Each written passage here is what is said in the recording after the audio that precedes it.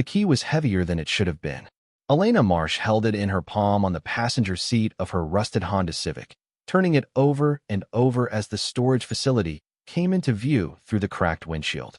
It was just a small brass key, the kind you could buy at any hardware store for $1.50, but it felt like it weighed 10 pounds. Maybe it was the envelope it had come in, the one with her name written in her father's slanted handwriting, mailed from a post office in a town she had never heard of, postmarked 3 days before he disappeared. Maybe it was the note inside, only 7 words long. If something happens to me, go here. If you're enjoying this story so far, don't forget to hit the like button and subscribe. Drop a comment telling me where in the world you're watching from. I love hearing from you. Elena was 19 years old, and she had not slept more than 4 hours in any single stretch since the call came 7 weeks ago. Her father, Daniel Marsh, had not shown up to his shift at the metal fabrication plant in Akron. He had not come home that night. His truck was found 2 days later at a rest stop off Interstate 77, engine cold, wallet still in the glove box, phone on the passenger seat with the battery dead. No signs of struggle. No note. No blood. Just a man who had worked the same job for 23 years, paid his rent on time every month, called his daughter every Sunday evening at 7, and then simply was not there anymore.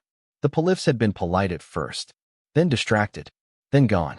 She pulled the Civic into the gravel lot of Cedarbrook Self Storage, killed the engine, and listened to the silence. Somewhere behind the low chain-link fence, a crow called twice and went quiet.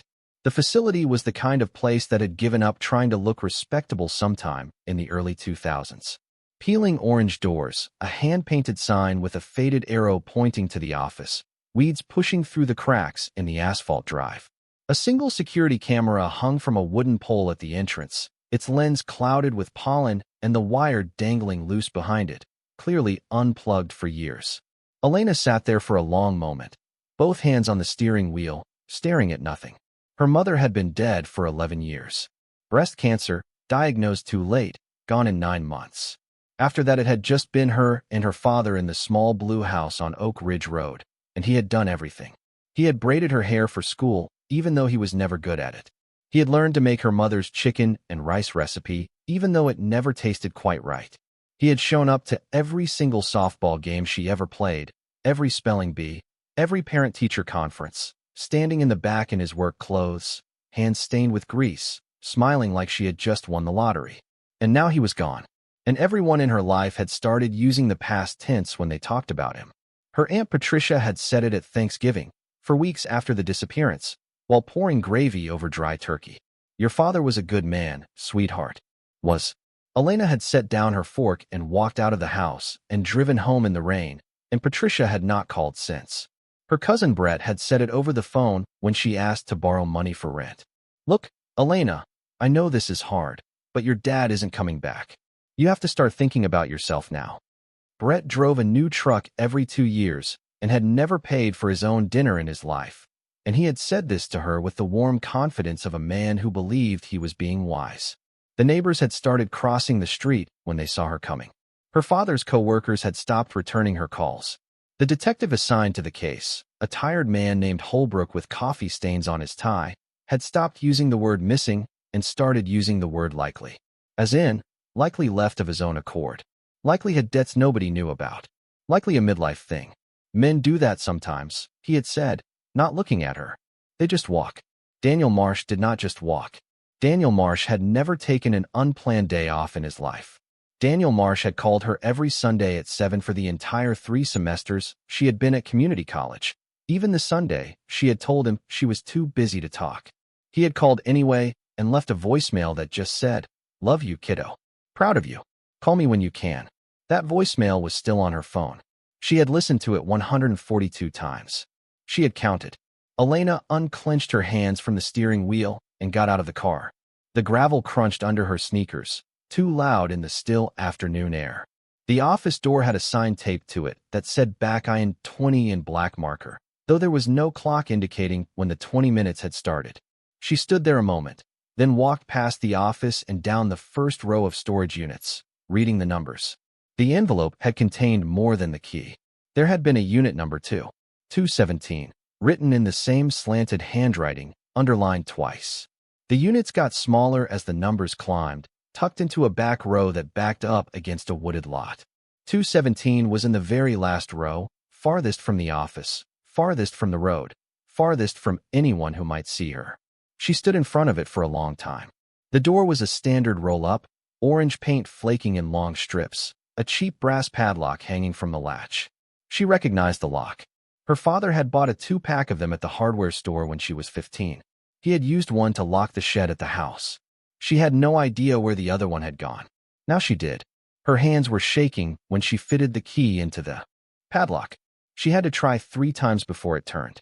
The lock clicked open with a small dry sound, and she pulled it free and set it on the ground. And then she stood there with both palms pressed against the cold metal of the door, not moving. What are you doing, she thought. What are you actually doing out here? She had told nobody where she was going. Not her roommate Jenny, who would have insisted on coming. Not Aunt Patricia, who would have called the police. Not Detective Holbrook, who had stopped taking her calls 2 weeks ago. She was 19 years old. She had $47 in her checking account. Her rent was 11 days late. Her car made a sound like a dying animal whenever she turned left, and she was standing alone in an abandoned storage facility in a town 3 hours from home because her dead father, who was probably not dead but definitely gone, had mailed her a key. Do it, she told herself. Just do it. Whatever is in there, it cannot be worse than not knowing. She bent down, gripped the handle, and pulled. The door rolled up with a metallic screech that echoed down the empty row. Dust billowed out in a brown cloud, and Elena stepped back coughing, waving her hand in front of her face. When the air cleared, she stepped forward into the doorway and froze. The unit was almost empty. At first her brain refused to process it. She had expected something, though she was not sure what. Boxes. Papers. Maybe a safe. Maybe nothing at all. Maybe just the ghost of a father who had been slowly losing his grip on reality in the months before he disappeared, leaving behind a storage unit full of nothing as his final confused gesture. She had braced herself for that.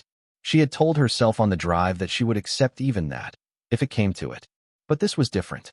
The unit was 10 feet by 20, and there was nothing in it except a single wooden crate pushed against the back wall and a canvas tarp draped over something tall and narrow next to it.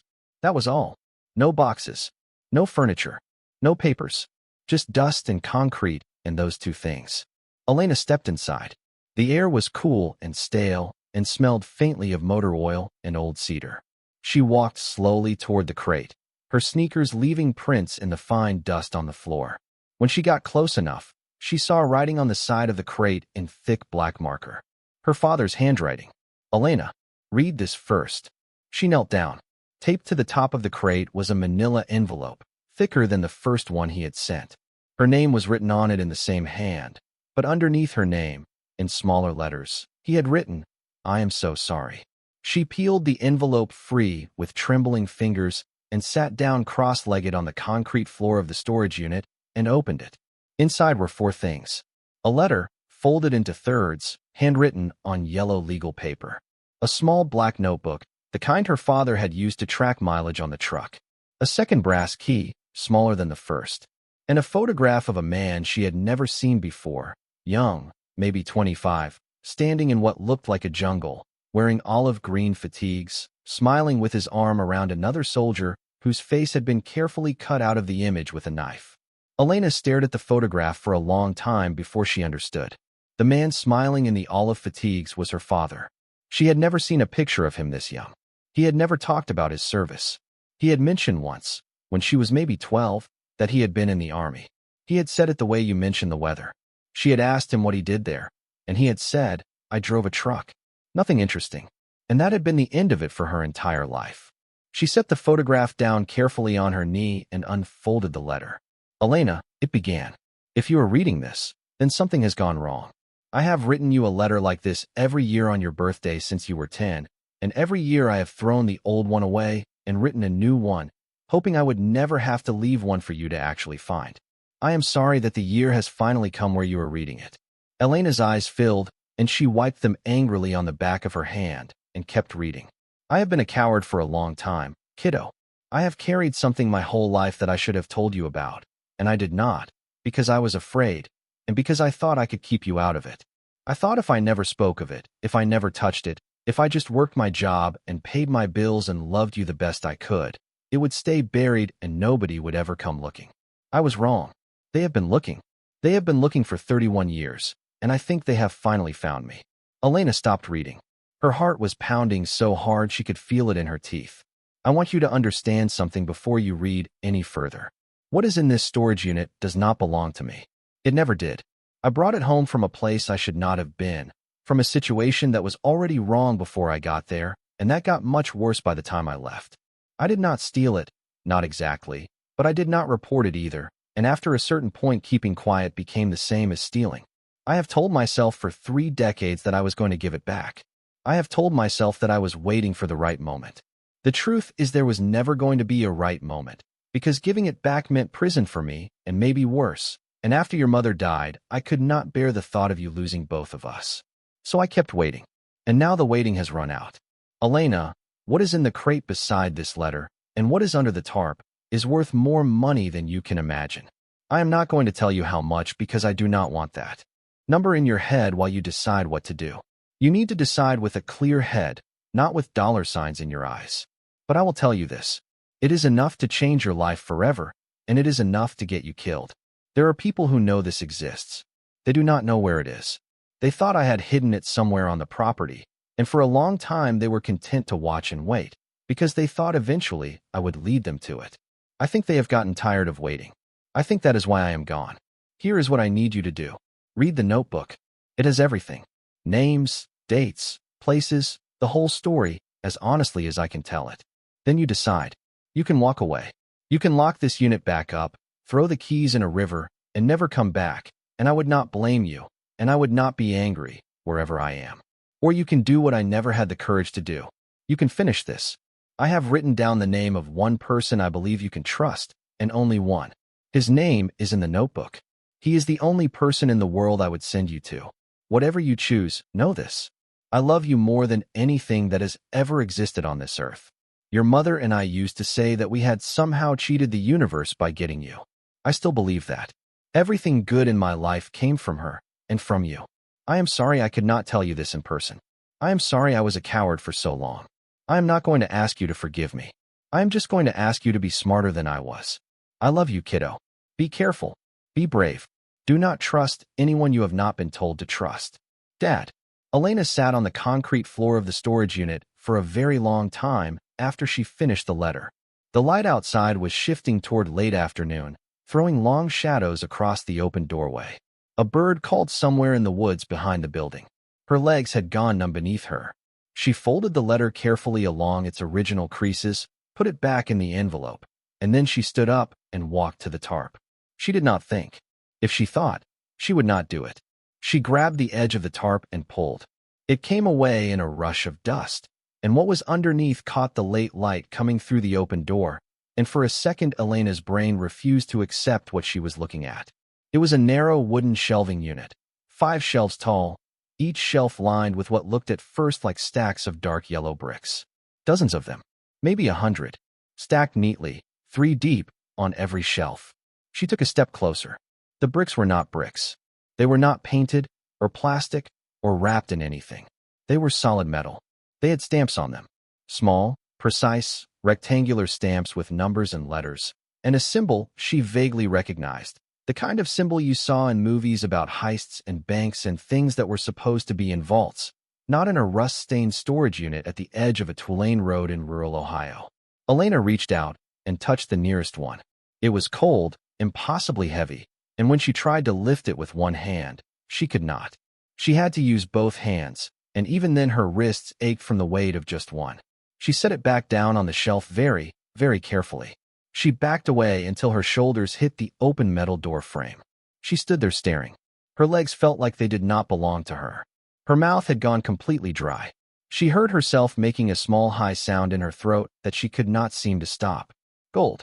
It was gold.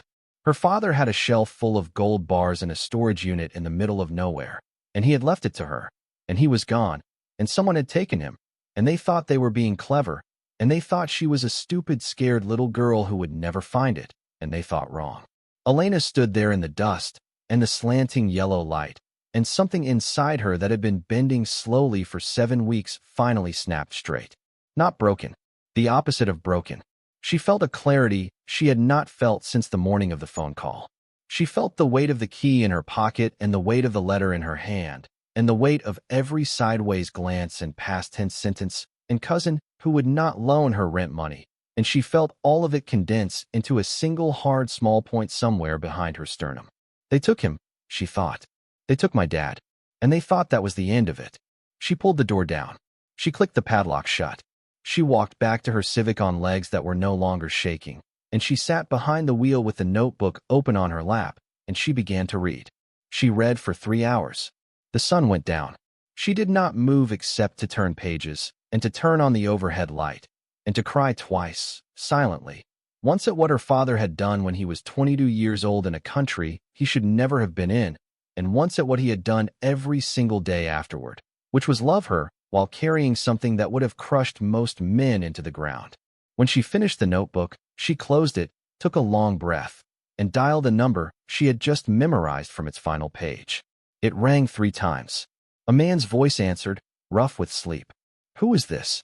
"My name is Elena Marsh," she said. Her voice came out steadier than she expected. "I am Daniel Marsh's daughter. He told me to call you. He said you were the only person in the world he trusted." There was a long silence on the other end of the line. She could hear the man breathing. When he finally spoke, his voice had changed. It was awake now, fully awake, and quiet in a way that made her sit up straighter behind the wheel. "Where are you right now, Elena?" "Cedarbrook Self Storage. Route 9, outside a town called Pine Hollow." "Is the unit open?" "It's locked. I just locked it." "Good." A pause. "Listen to me very carefully. You need to leave that parking lot right now. Do not stop. Do not go home. Do not go to a hotel near here. Drive for at least 2 hours in any direction that is not north, and find a motel that takes cash. Pay for 3 nights. Call me back from a payphone, not your cell, from somewhere at least 10 miles from where you are staying. Do you understand me?" Elena's hands were steady on the wheel. "Yes, Elena. Yes. I'm sorry about your dad. He was a good man, the best I ever knew, and we are going to figure out what happened to him.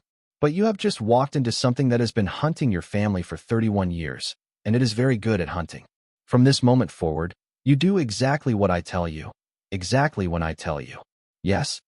"Yes," she said. "Good. Now drive." Elena hung up. She put the Civic in gear. She pulled out of the gravel lot and turned south onto the Tulane Road, and she did not look back at the storage facility in her rearview mirror, not once. Even though every cell in her body was screaming that she was leaving behind the only physical proof that her father had ever told her the truth about anything.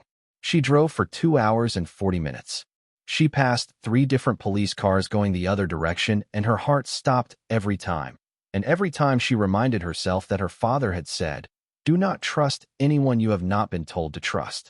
She found a motel outside a town called Briar Field, paid $68 cash for 3 nights, signed in under her mother's maiden name, and carried the notebook and the letter and the photograph into a room that smelled like old carpet and bleach. She did not sleep. She sat on the edge of the bed with the notebook open on her knees, and she read it again, slower this time, underlining names with a pen from the nightstand. The story in it was worse the second time. The story in it was much worse. It had started in 1993, in a small landlocked country in West Africa that her father had been sent to as part of a convoy detail. He had been 22 years old, a kid from Ohio who had joined the army because the recruiter came to his high school, and because his own father had been a drunk and the army seemed like a way to become something else. His unit had been tasked with escorting a series of shipments between a port city and an inland mining operation. The operation was American-owned, technically legal, operating under a license from a government that changed hands 3 times during the 14 months her father was there.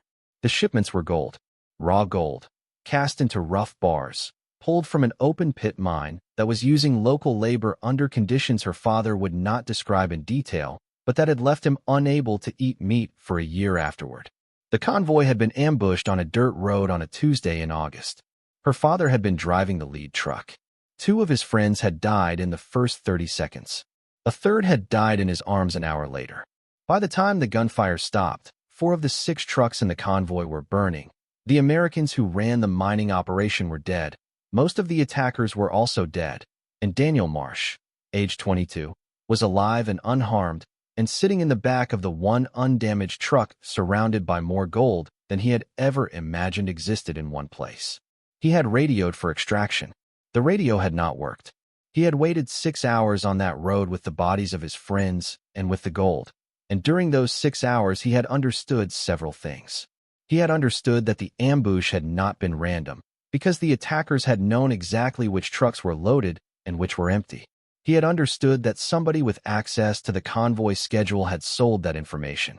He had understood that the American operators of the mine had been doing something in those hills that was much worse than anything he had been told, because he had seen photographs in one of the dead men's pockets that he did not describe in the notebook except to say that there were children in them, and that the children were not smiling, and that he had burned the photographs right there on the road because he could not bear the thought of anyone ever seeing them again. And then he had understood one more thing. He had understood that when extraction finally came, whoever had sold the convoy schedule would be there waiting, because whoever had sold the schedule needed to know what had happened to the gold. So he had loaded as much of it as he could carry into a duffel bag. He had buried the bag in the roots of a baobab tree half a mile from the ambush site. He had marked the tree with a scratch from his knife in a pattern that looked accidental. And then he had gone back to the trucks, and when extraction finally arrived, he had told them the whole convoy had been destroyed and the gold was gone, scattered by the ambushers, and he was the only survivor because he had been thrown clear. They had not believed him. They had interrogated him for a week, but he had held. And eventually, because the whole operation was about to collapse into a national scandal anyway, they had let him go home. He had gone back for the duffel bag 2 years later, quietly, on leave, and he had brought it home piece by piece over the next 6 years, a bar or two at a time, and he had hidden it first in the crawl space of a rental house in Dayton, then in a safety deposit box under a false name, and finally in the storage unit in Pine Hollow that he had rented the month after Elena was born. He had never spent a cent of it. Not 1 cent. He had worked at the metal fabrication plant for 23 years, and he had driven an 18-year-old truck, and he had scraped together Elena's community college tuition out of his actual paycheck, and the gold had just sat there, because he did not know how to give it back without going to prison, and he did not want to profit from it. And so he had done the only thing he could think of, which was nothing. And then, a year ago, a man had come to his plant during lunch. A man in a nice suit who had sat down across from her father in the break room, and smiled, and said, "Daniel Marsh, we need to talk about Liberia." The notebook went into great detail about the man in the suit. His name, his employer, his previous employers, the men above him. A private security firm that had grown out of the 1993 mining operation and had spent the last 3 decades tracking down every soldier who had ever come near that convoy, one by one, quietly, patiently.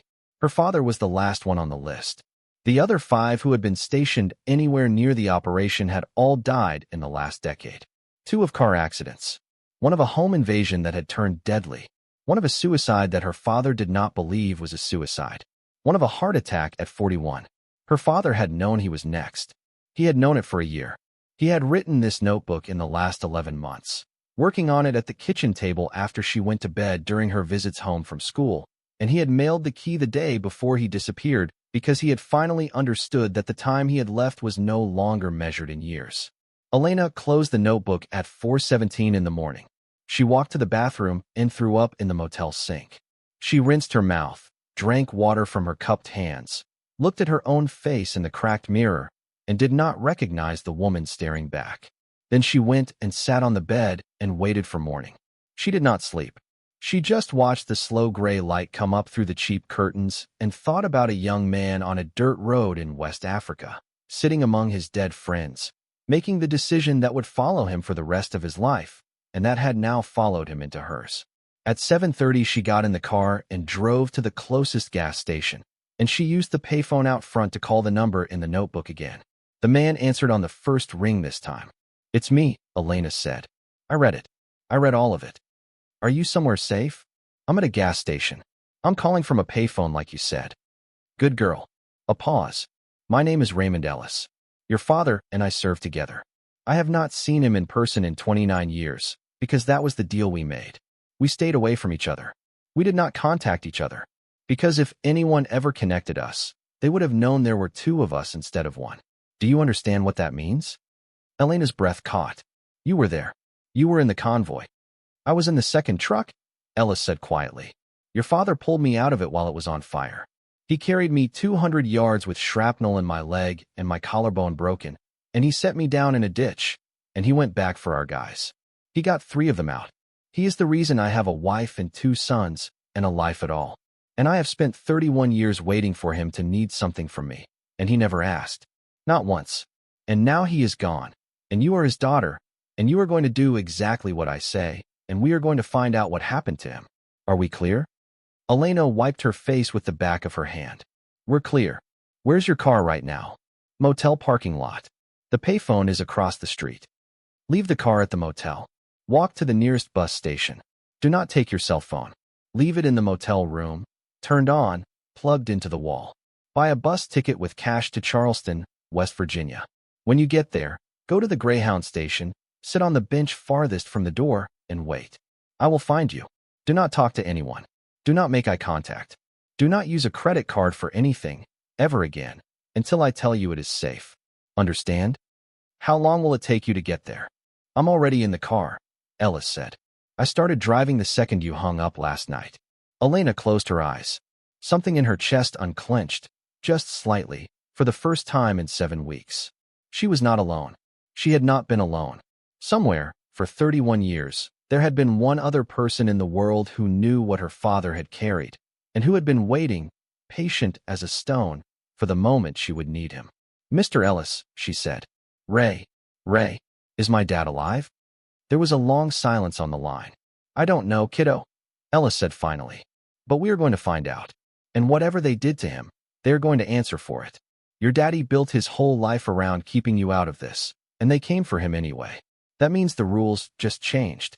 They just made this our fight. And Elena, listen to me. I have been waiting 31 years for these people to make a mistake. Taking your father was the mistake. Now you go get on that bus. Elena hung up the phone. She walked back across the street to the motel. She packed the letter and the notebook and the photograph into a small plastic grocery bag. She left her cell phone on the nightstand plugged into the wall, playing a YouTube video of rain sounds on loop so it would look like the room was occupied. She left her suitcase on the bed. She walked out of the motel with nothing but the grocery bag, $83 in cash she had pulled from her checking account the week before, and the 2 brass keys her father had mailed her, and she began walking toward the bus station, and she did not look back, and she did not cry, and she thought, with a hard, clean certainty that surprised her, I'm going to find out what they did to you, Dad. I'm going to find out, and I am going to make them sorry they ever heard your name. The Greyhound bus pulled out of the station at 11:42 in the morning. Elena sat in the back row, by the window, her face turned against the glass. The country rolled past in browns and grays. She watched the telephone poles tick by and counted them, the way her father had taught her to count them on long drives when she was small, to pass the time. 1, 2, 3, each one a second closer to something. She did not know what. She only knew that the key in her pocket was no longer just a key. It was a door, and she had already walked through it, and the door had closed behind her, and she was not going back. The bus rolled south toward Charleston, toward a man she had never met who had owed her father his life for 31 years, toward a crate and a tarp and a shelf full of yellow metal that sat locked in the dusk of a rural storage unit waiting for someone to come back for it. Outside the window, the sun climbed higher, and the shadows of the telephone poles got shorter, and Elena Marsh, 19 years old, 5'4", 110 pounds, wearing her father's old flannel shirt over a gas station t-shirt, closed her eyes for the first time in 32 hours and let herself, finally, for just a moment, rest. She did not know yet that the man in the suit who had come to her father's plant had a name. She did not know that name was already being whispered, at that exact moment, in a conference room in a high-rise office building in Virginia, where 3 men in identical dark jackets were looking at a satellite photograph of a small storage facility outside Pine Hollow, Ohio. She did not know that they had been watching her car for the last 19 hours. She did not know that they had found her motel room empty at 8:14 that morning. She did not know that they had already begun to guess where she was going. She did not know any of this yet, but she was about to. The Greyhound pulled into the Charleston station at 6:47 in the evening. The sky outside was the color of wet slate, and the air coming through the open bus door smelled like diesel and the distant green of the Kanawha River. Elena stepped down onto the platform with the plastic grocery bag pressed against her chest like a baby. And for a long moment, she stood there letting the other passengers flow around her, trying to remember how to breathe air that was not the recycled nothing of a bus. Her legs were weak. She had not eaten since a package of peanut butter crackers from a vending machine at a rest stop in Kentucky 7 hours ago, and her hands were trembling in a way that had nothing to do with hunger. She walked into the terminal with her head down, the way Ray had told her to, and she found the bench farthest from the door, and she sat. The terminal was mostly empty. An old man in a brown coat slept upright in one of the plastic chairs. A young mother rocked a crying baby near the vending machines. A janitor in a gray uniform pushed a wide broom in slow arcs across the linoleum.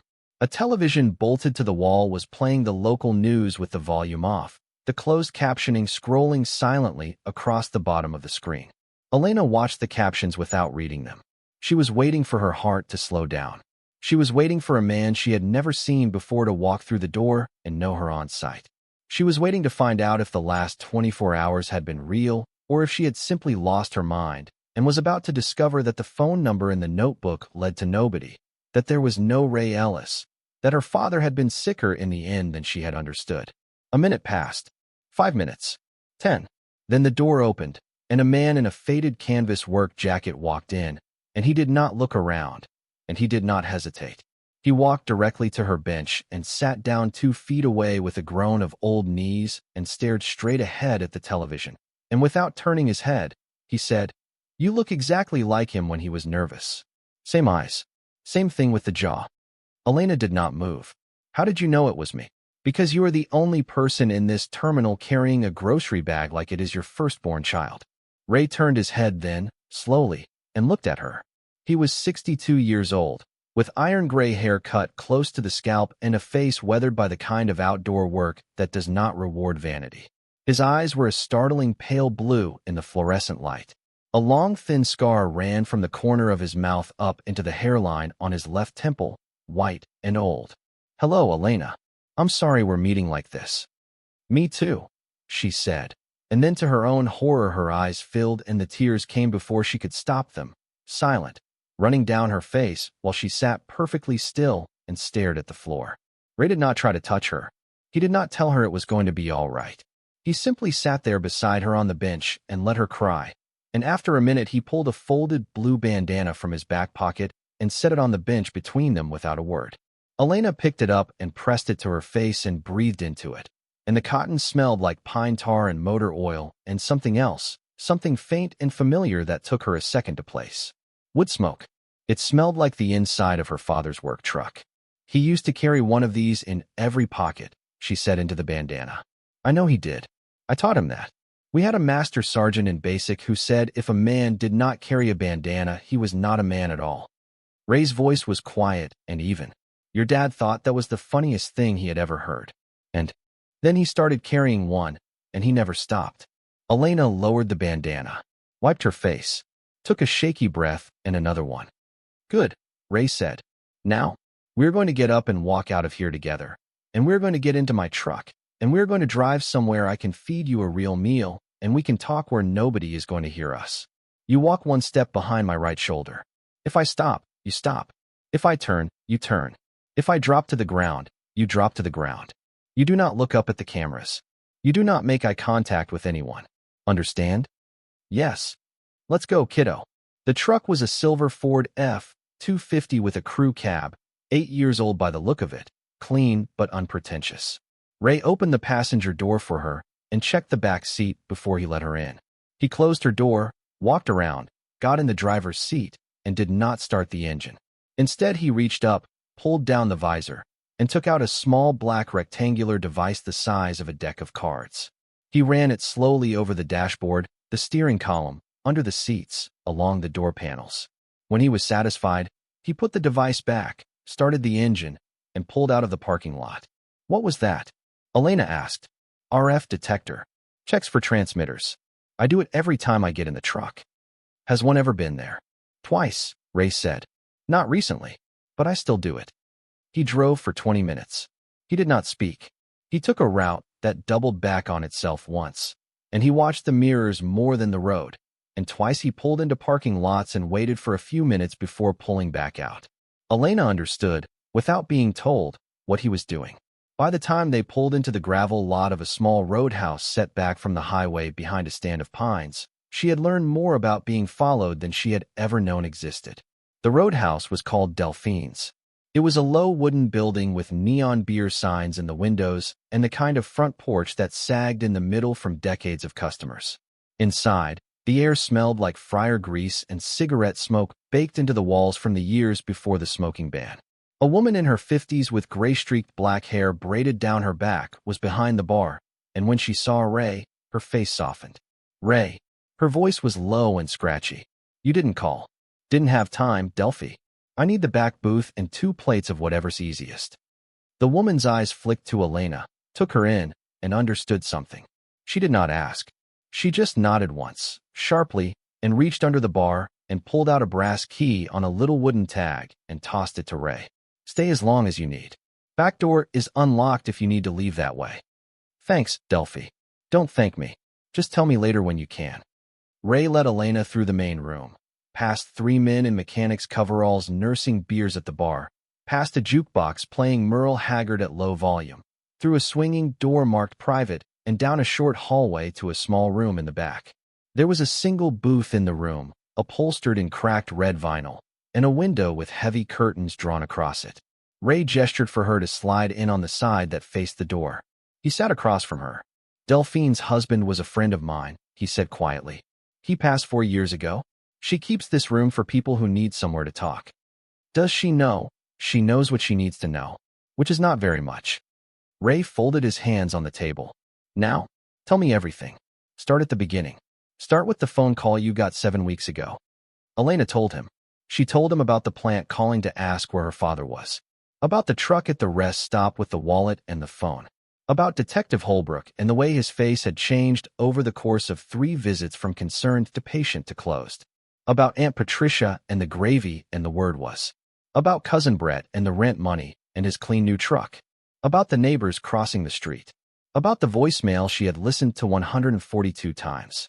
She told him about the envelope arriving 9 days ago with the key and the 7 words inside, about the drive to Pine Hollow, about the crate and the tarp and the letter and the notebook and the photograph of a young soldier with his arm around someone whose face had been cut out. When she got to that part, Ray closed his eyes briefly. That's me, he said. In the photograph. He cut me out because if anyone ever found that picture, they couldn't trace it to me. I have the other half somewhere at home. We took it on our second leave, in Germany. I don't remember who was behind the camera anymore. Elena reached into the grocery bag and took out the photograph and slid it across the table to him. Ray looked at it for a long time. His thumb moved across the edge where the cut was, and he did not say anything for almost a minute. He looks so young, he said finally. God, we were both so young. He slid the photograph back to her. She put it carefully into the bag. Keep going, he said. Tell me about the notebook. So she told him about the notebook. She told him what she had read about Liberia, about the convoy, about the ambush, about the 6 hours her father had spent alone on the road with his dead friends and a truckload of gold. She watched Ray's face as she spoke. He did not react. He simply listened, his pale eyes fixed on her, and every so often he nodded once, a small economical nod, to let her know he already knew that part.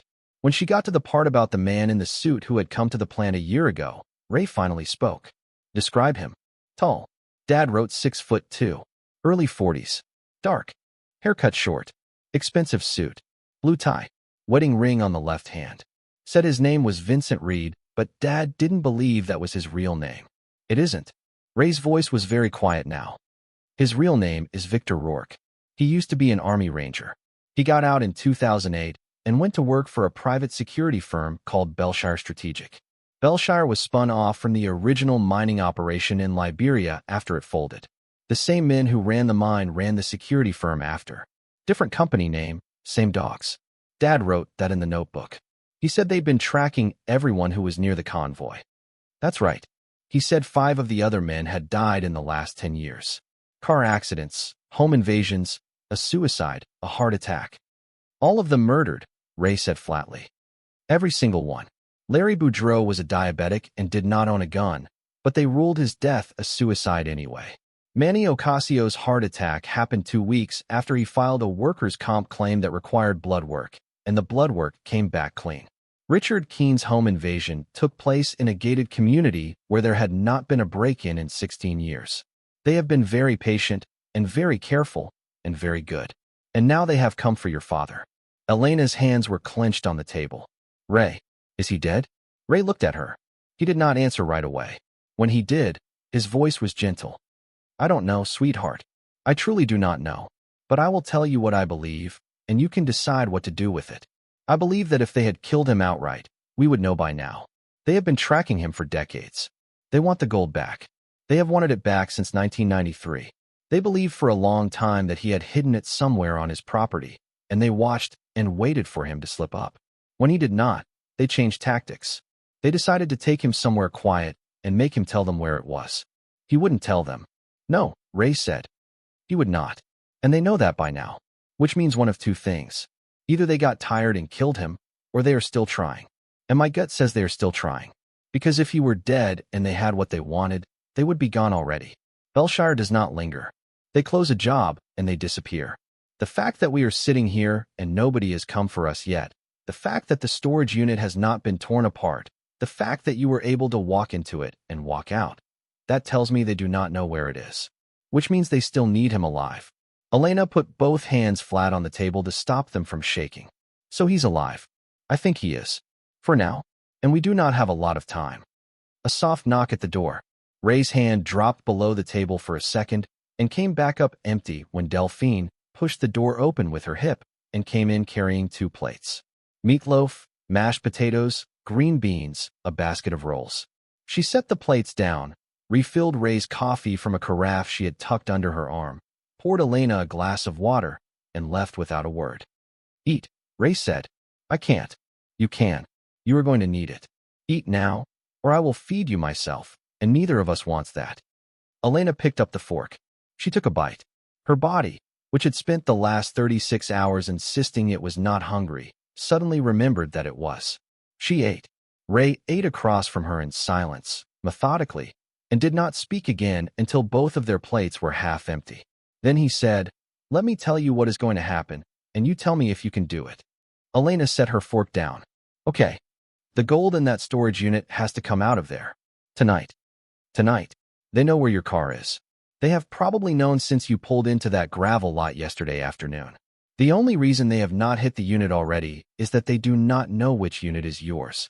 There are 140 units in that facility. They are going to be watching the entrance. They are going to be going through every unit one at a time, quietly, professionally, with bolt cutters and flashlights, until they find it. We have maybe 48 hours. Probably less.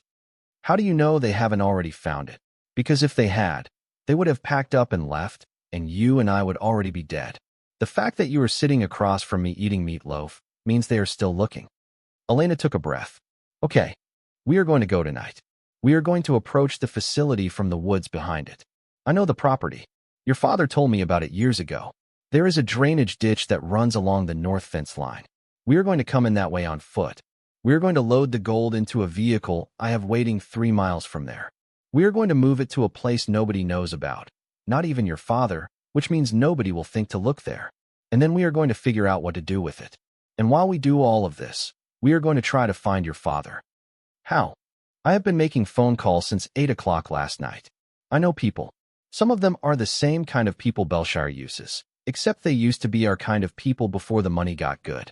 One of them owes me his life. He is already looking. If your father is still alive and still in the continental United States, we will have a location within 72 hours. Elena stared at him. Ray, who are you? Ray laughed for the first time since they had sat down. It was a short, dry laugh, more of an exhalation. I am a man who spent 22 years in the army and 13 years after that doing things for this country I am not supposed to talk about. I am a man who retired 4 years ago to a cabin in West Virginia with the intention of never thinking about any of it again. And I am the man who owes your father every single day. I have been alive since August of 1993. He leaned forward. That is who I am, Elena. And right now that means I am the man who is going to help you bring your daddy home. If we can. And if we cannot, then I am the man who is going to help you burn down the people who took him from you. Are you in? Elena looked at him across the table. She thought about her father sitting on a dirt road in West Africa at 22 years old making a decision that would follow him for 31 years. She thought about the man in the suit walking into a break room at a metal fabrication plant in Akron and smiling. She thought about Cousin Brett's new truck. She thought about Detective Holbrook's coffee-stained tie. She thought about the voicemail on her phone in the motel room 200 miles north, playing into an empty room. I'm in, she said. Good. Eat the rest of your meatloaf. She did. If you're hooked on this story, make sure to subscribe and turn on notifications so you never miss an upload. Your support means everything and helps me bring you more emotional stories like this one. They left Delphine's at 9:45. Ray did not drive the F-250. He left it in the lot, and they walked around back, and in a small detached garage behind the roadhouse there was a different vehicle waiting. A beat-up maroon minivan with a dented rear panel and a child's car seat in the back. It had Pennsylvania plates. Ray climbed in the driver's seat and reached under the dash and pulled out a set of keys. Whose is this? Elena asked. Mine. One of mine. I have 3 vehicles nobody knows I own. This one does not exist as far as any database in the country is concerned. Ray, what exactly did you do after the army? Eat a granola bar, Ray said, and handed her one from the center console. They drove north. The minivan's engine was much stronger than it sounded. Ray kept to the speed limit, 2 miles under, in the right lane, and he watched the mirrors, and he did not speak for the first hour. Elena watched the dark country roll past outside the window, and she ate the granola bar, and she thought about her father. She thought about the Sunday phone calls. Every single Sunday at 7. 3 semesters of college. Sometimes he would have nothing to say. He would just ask her how her week had been, and she would tell him, and he would listen, and he would ask follow-up questions like he actually cared about the professor who always forgot her name in the history seminar, or the girl in the dorm next door who played the same 3 songs on repeat, or the cafeteria running out of chicken tenders on Wednesday nights. He had never once made it seem like these things were small. He had never once made her feel like she was boring him. She thought about the time when she was 11, a year after her mother died, when she had woken up in the middle of the night with a panic attack so bad she could not catch her breath, and she had gone downstairs crying, and she had found her father awake in the living room in the dark, just sitting there. He had not been watching TV. He had not been reading. He had just been sitting there staring at the window. He had looked up when she came in, and he had put his hand on the couch next to him, and she had come and sat down, and he had put his arm around her, and he had said, "Kiddo, I am not going anywhere.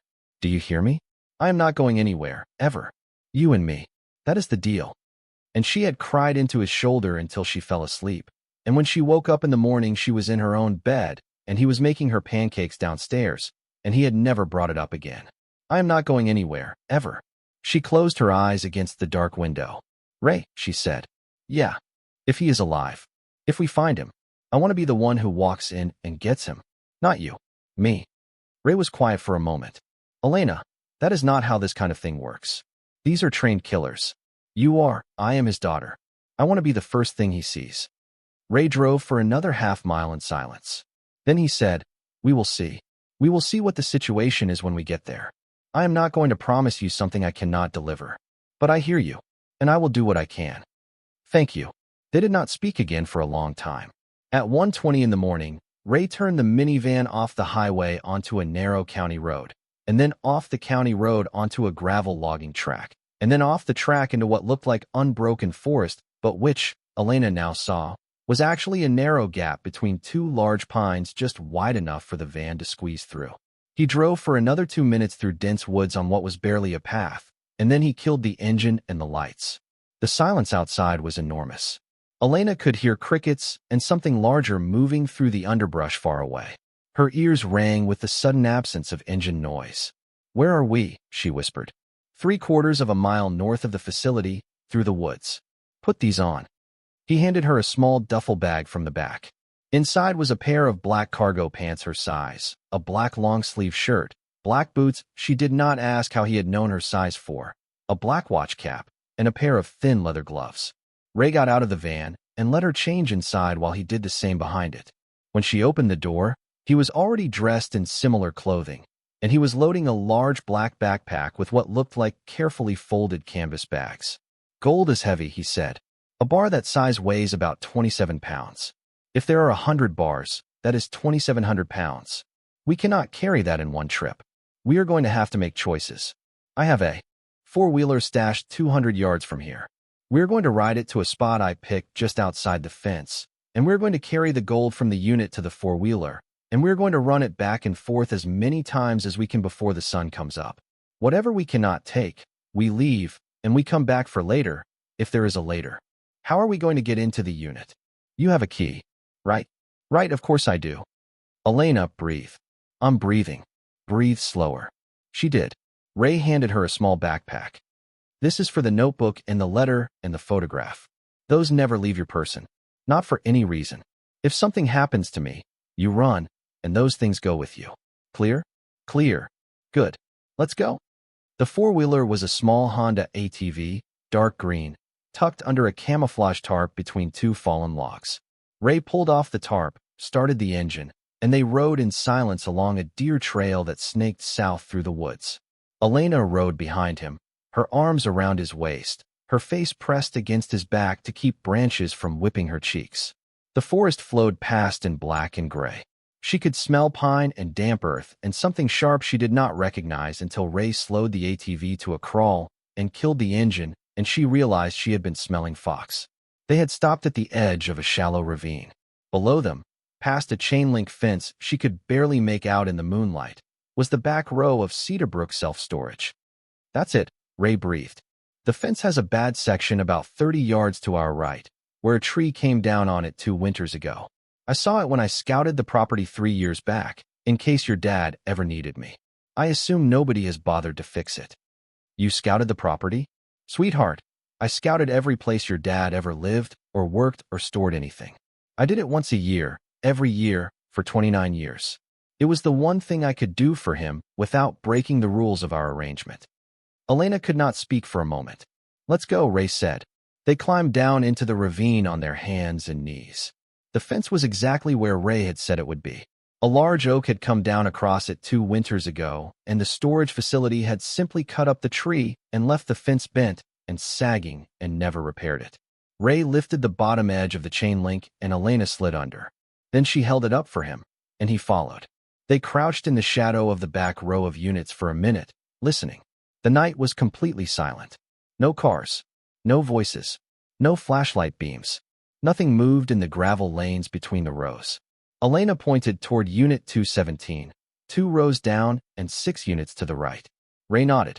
They moved low and quiet along the back of the buildings, staying in the shadow, until they were crouched beside the unit.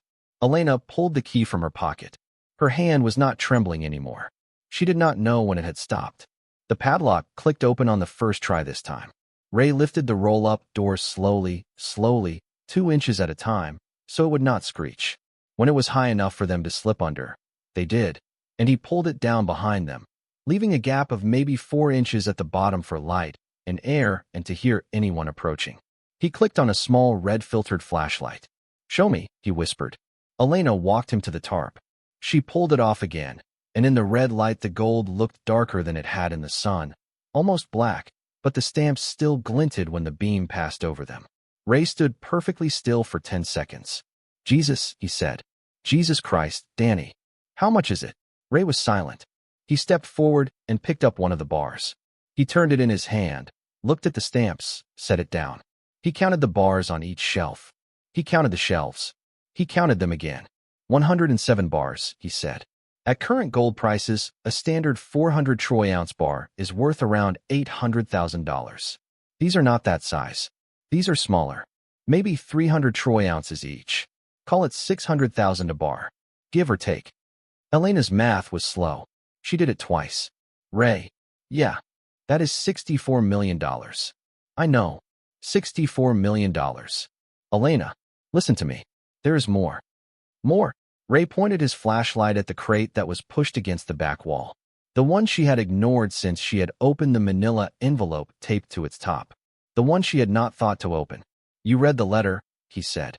"He said the crate was worth something too. I forgot about the crate." I was focused on the gold. Let's open it. He knelt down. The crate was not nailed shut. It was held closed by two metal clasps and a leather strap, the kind of thing you might use to keep tools in. Ray undid the strap and the clasps, and he lifted the lid, and he shined the red light inside. The crate was packed with straw. On top of the straw was another manila envelope. Ray lifted it out, looked at the front, and handed it to Elena without a word. The envelope said, "Elena, the real inheritance." She opened it with hands that had started to shake again. Inside was a single folded page, much shorter than the letter, and a thick stack of what looked like certificates of authenticity, each one in a clear plastic sleeve. She unfolded the page and read, "Elena, the gold is not the inheritance. The gold is what I stole. It is not mine, and it is not yours, and when this is done, I want it given back. Find the Liberian government. Find the families of the men who died in the mine. There is a list in the back of the notebook. Do what I never had the courage to do. The real inheritance is in this crate.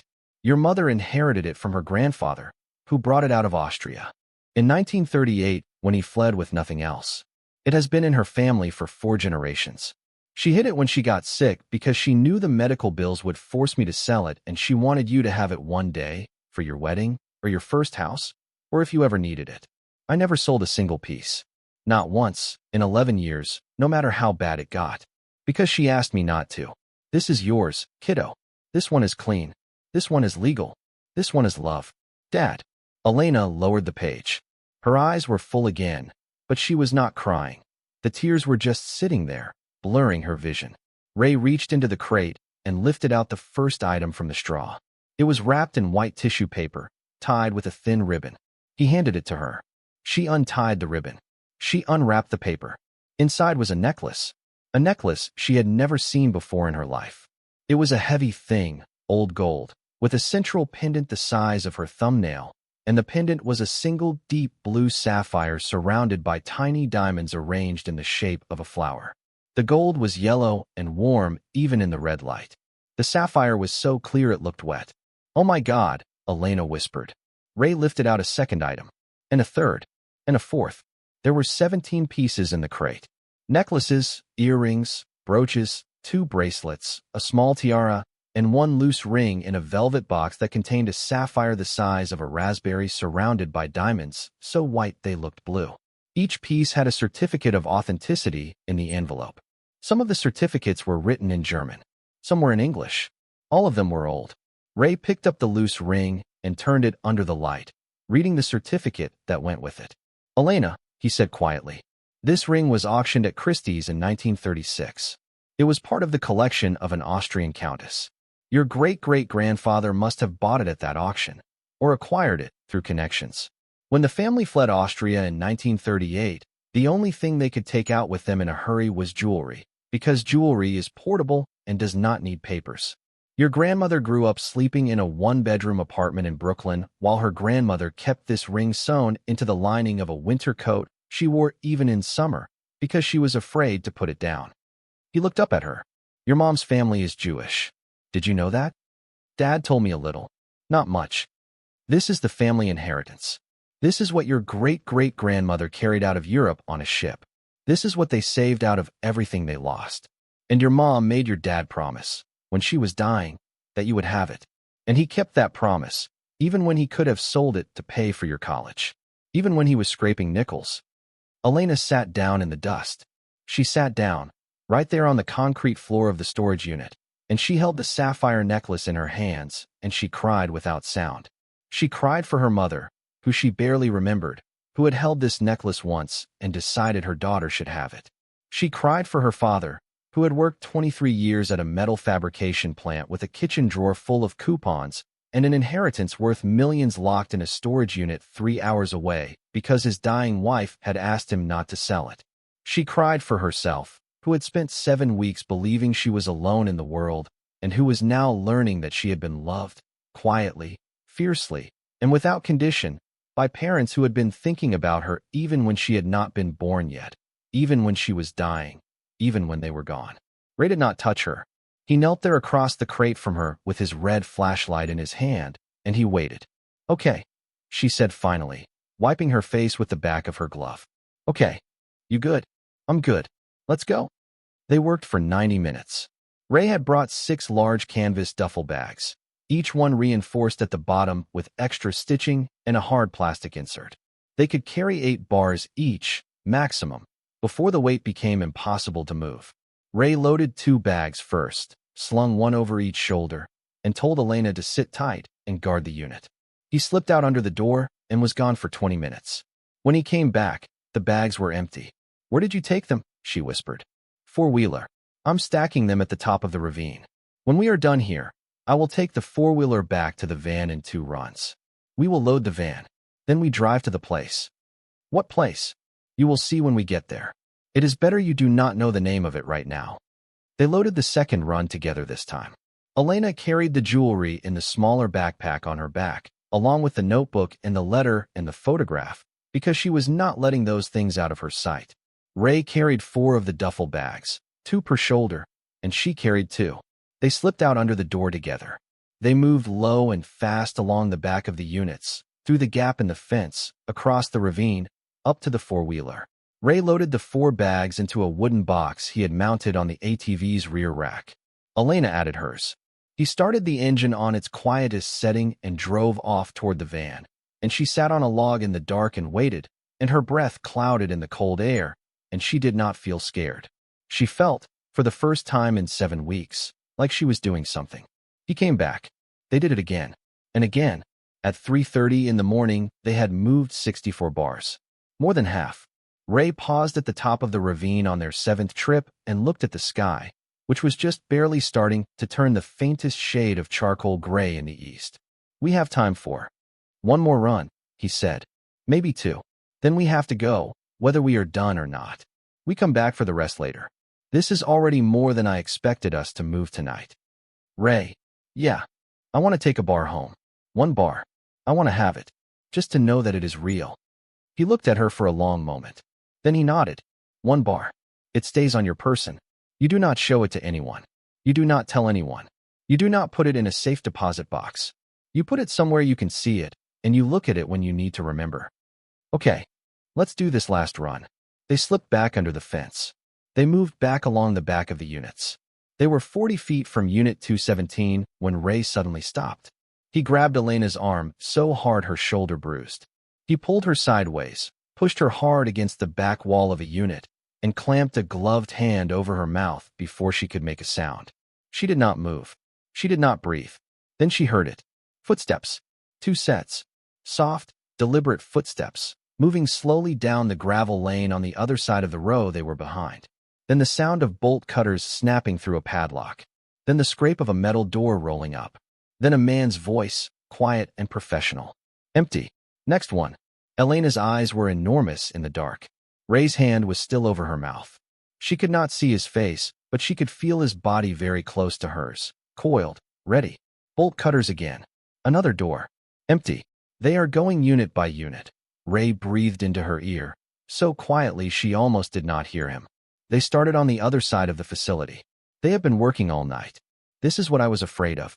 They are 4 rows away. Maybe 3. Elena's heart was beating so hard she was sure they could hear it 2 rows over. Ray took his hand off her mouth and put his mouth against her ear. "We have to go? Now. We leave what's left in the unit. We lock it back up. We get out. Clear?" She nodded. They moved. Ray went first, crouched low, silent. Elena followed. They reached the unit, slipped inside one last time, and Ray gently rolled the door down behind them while Elena, working fast and silent, pulled the tarp back over the remaining 43 bars. She had left the jewelry crate empty, the real inheritance already packed into her own backpack. She covered the gold, stepped back, and looked at the unit one more time. She thought, for a second, about her father in here years ago, setting up the shelves, stacking the bars, wrapping each piece of her mother's jewelry in tissue paper by himself at a kitchen table at 2 in the morning. "Goodbye," she whispered to the unit. "I'll be back." Ray cracked the door open, listened, cracked it another inch, listened again. Then he motioned her out, followed her, pulled the door down, and snapped the padlock shut. They moved back along the row of units, then along the back, then through the gap in the fence. The voices behind them were still 3 rows away. They would get to Unit 217 in maybe 20 minutes. When they did, They would find a locked door. They would cut the lock. They would roll up the door. They would see the empty floor and the empty crate and the tarp. And then they would know. Ray had always known this moment was coming. It was coming slightly sooner than he had hoped, but it was coming. He pushed Elena up the ravine, onto the back of the four-wheeler, and he started the engine and did not bother with the quiet mode. "Hold on," he said. "We are going to be going fast." They went fast. The four-wheeler tore through the woods along the deer trail at a speed that made branches whip across Elena's shoulders and made her bite her tongue when they hit a root. Ray drove like a man who had done it 100 times, which she was starting to believe he had. They reached the minivan in under 4 minutes. Ray killed the four-wheeler, lifted the duffel bags off, threw them into the back of the van, and ran to the front seat. "Get in." She got in. "Are we leaving the four-wheeler?" "We are leaving everything that is not gold, notebook, letter, photograph, jewelry, or us. Buckle in." He started the van. He did not turn on the headlights. He drove back down the narrow path between the pines by moonlight, and when they reached the logging track, he still did not turn the lights on. He drove 2 miles in the dark along the track, navigating by the pale strip of gravel visible in the starlight, and only when they finally hit the county road, and he had checked the mirrors 3 times did he flip on the headlights and accelerate. He drove south for 90 minutes without saying a word. Elena watched the clock. 4:47, 5:12, 5:34. The sky outside was turning from charcoal to pale gray. A mist hung in the low fields. She was so tired she could not feel her hands. At 5:48, Ray pulled off the highway onto a dirt road, and then off the dirt road onto a long private driveway that wound up a hill through dense trees. At the top of the hill was a small log cabin, dark, with a covered porch and a metal roof. Ray parked behind the cabin, where the van could not be seen from the driveway. He killed the engine. For a moment, neither of them moved. Then Ray exhaled, long and slow, and he said, "Welcome to the place nobody knows about. Is this where you live?" "One of the places. I own 4 cabins like this one scattered across 3 states. I rotate between them. The deeds are all under shell companies. The utilities are in names that are not my name. I have been preparing for something like this for a very long time. For me, for your father, and then, after a while, for you. Because I always thought, if it went bad, it was going to go bad for him first. And then whoever was left was going to need somewhere to land." Elena looked at him. His face in the pale gray light of the dashboard was lined and tired, and she could see, for the first time, just how old he actually was. He had been doing this for a very long time. Not just tonight. For 31 years. Without ever telling anyone. Without ever being thanked. Without ever being allowed to see her father in person, because the arrangement they had made to protect each other had also been a kind of lifelong loneliness. "Ray," she said. "Yeah. Thank you. I know I have not said it yet, but thank you." Ray cleared his throat. He looked straight ahead through the windshield. "You are welcome, Elena," he said. "You are welcome. Now let's unload this van, and let's go inside, and let's get you a couple hours of sleep before the sun is fully up. We are going to have a long day." They unloaded the van. 64 bars of gold, plus Elena's small backpack with the jewelry and the notebook, went into a root cellar dug under the cabin's kitchen floor, accessed through a hidden hatch in the pantry. The cellar was concrete-lined, cool and dry, and had a heavy steel door that Ray locked with a combination that was, he told her, the date of her mother's birthday. "How do you know my mom's birthday?" "Your dad told me once, on a satellite phone in 1994, a few weeks after you were born. He said it so I would have a number for things. He told me your birthday too. I have remembered them both ever since." Elena sat down on the kitchen floor and put her face in her hands. Ray crouched beside her and put a hand on her shoulder. "Kiddo, I know, but you have to sleep now. A few hours. Just a few. There is a bed in the room down the hall. Sheets are clean. Go lie down." She nodded. She got up. She walked down the hall. The room was small and simple, a single bed with a quilt on it, a dresser, a window looking out on the woods. She did not change clothes. She did not take off her boots. She lay down on top of the quilt in the same black clothing Ray had given her, and the moment her head touched the pillow, she was asleep. She did not dream. She woke up at 11:14 in the morning to the smell of coffee and bacon. She sat up.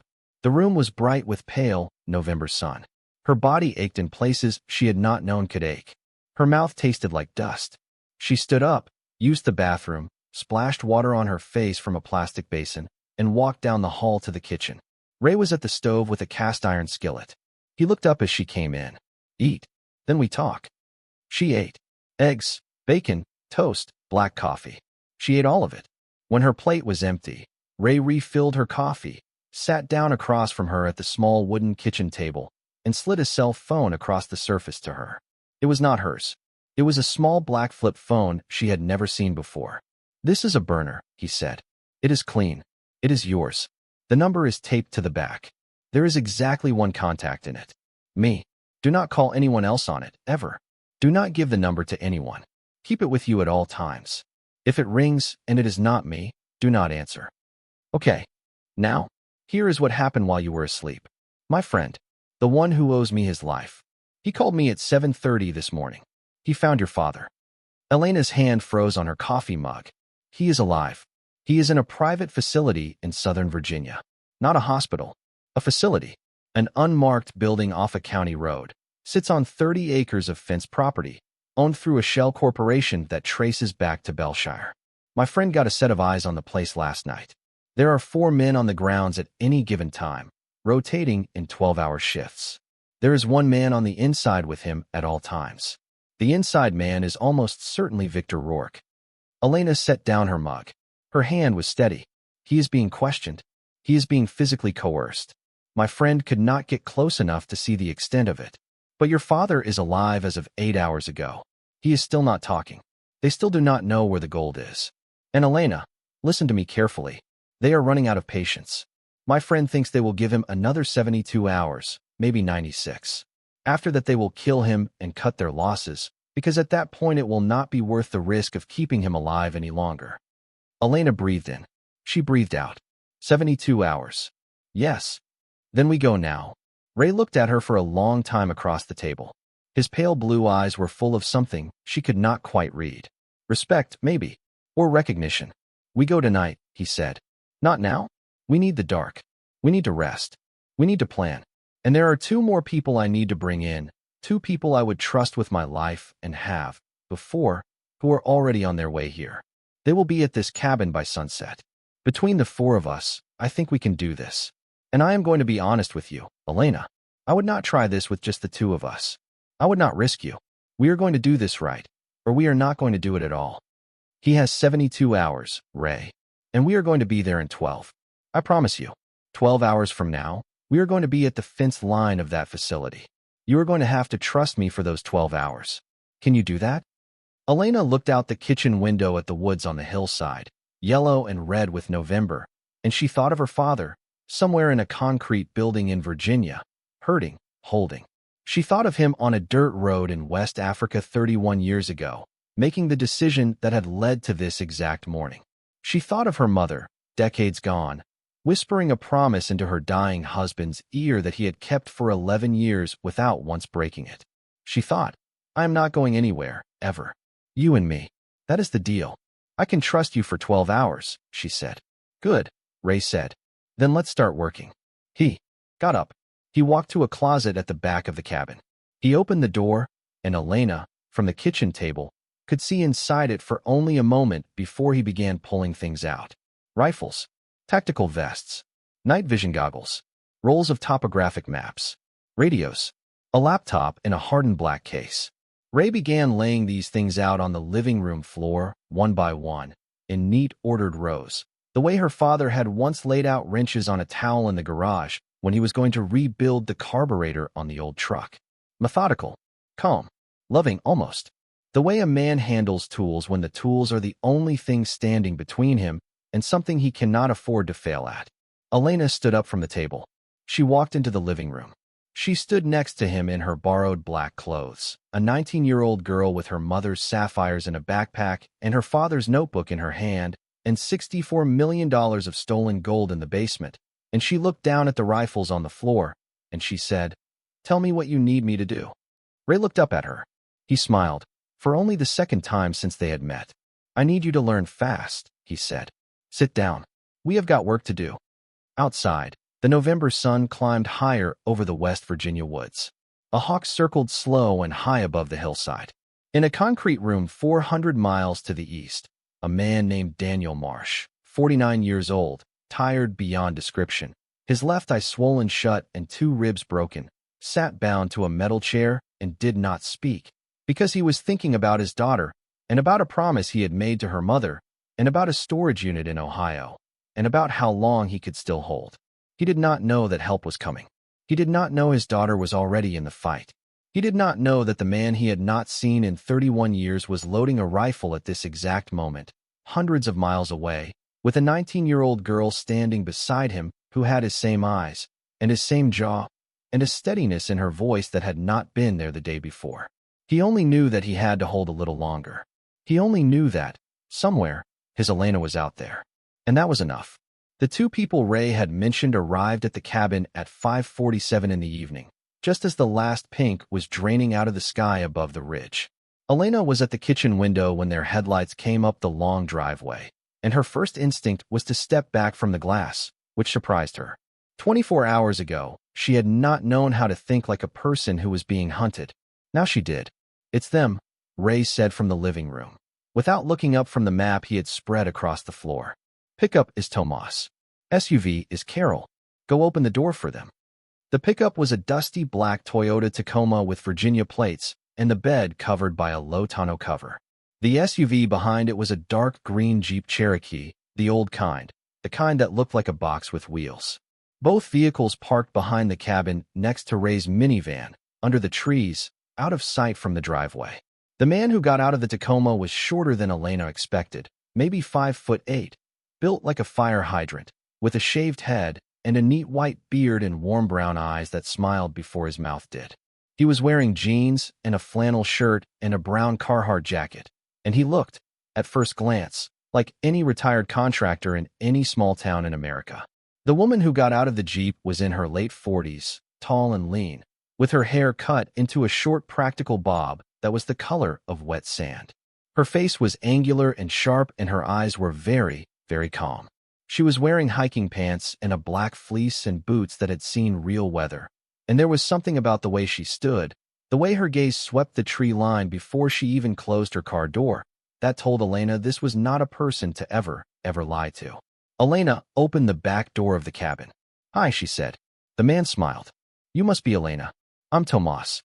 Your dad and I served together a long time ago. Different unit from Ray, but same everything else." He extended a hand, and she shook it. His palm was dry and calloused, and his grip was gentle and deliberate. "I am real glad to meet you. I wish it was under a different kind of sky." "Me too." The woman walked up behind Tomas, took her boots off on the porch, and offered her hand. "Carol Mendez. I don't know your father. I know Ray. That's all you need to know about me for now." "Okay. Good girl." They came inside. They took off their jackets. They hung them on the hooks by the door, and they did it without being told, the way people do when they have been in a house before or know how a house like this one works. Carol walked into the living room and looked down at the map on the floor for exactly 10 seconds, and then she said, "You already picked an approach." "North fence line," Ray said. "Old drainage culvert runs under it. Half full of leaves. Not guarded. Satellite shows it hasn't been touched in years. They will have a motion sensor on it. They will have had one on it. My contact says the last hard sweep of the perimeter was 9 days ago. The sensor at that culvert was disabled for a routine battery replacement and never put back online, because they put the spare battery in the wrong unit. It is still down. Window is maybe another 3 days before someone catches the oversight on a log check." Tomas whistled. "That is a hell of an oversight. That is what happens when a company spends so much money convincing itself it is invincible that it stops paying the interns." Ray turned to Elena. "Come sit down. We are going to walk you through this from start to finish. I want you to know every step. I want you to know what we are going to do, and what you are going to do, and what you are not going to do, no matter what you see or hear. Because the thing that will get us all killed tonight is you freelancing. Do you understand me?" "Yes." "Sit." She sat on the floor next to the map. They walked her through it for 2 hours. The facility was a former veterinary research building that Bellshire had acquired in 2016 and converted for discreet debriefing of high-value contractors.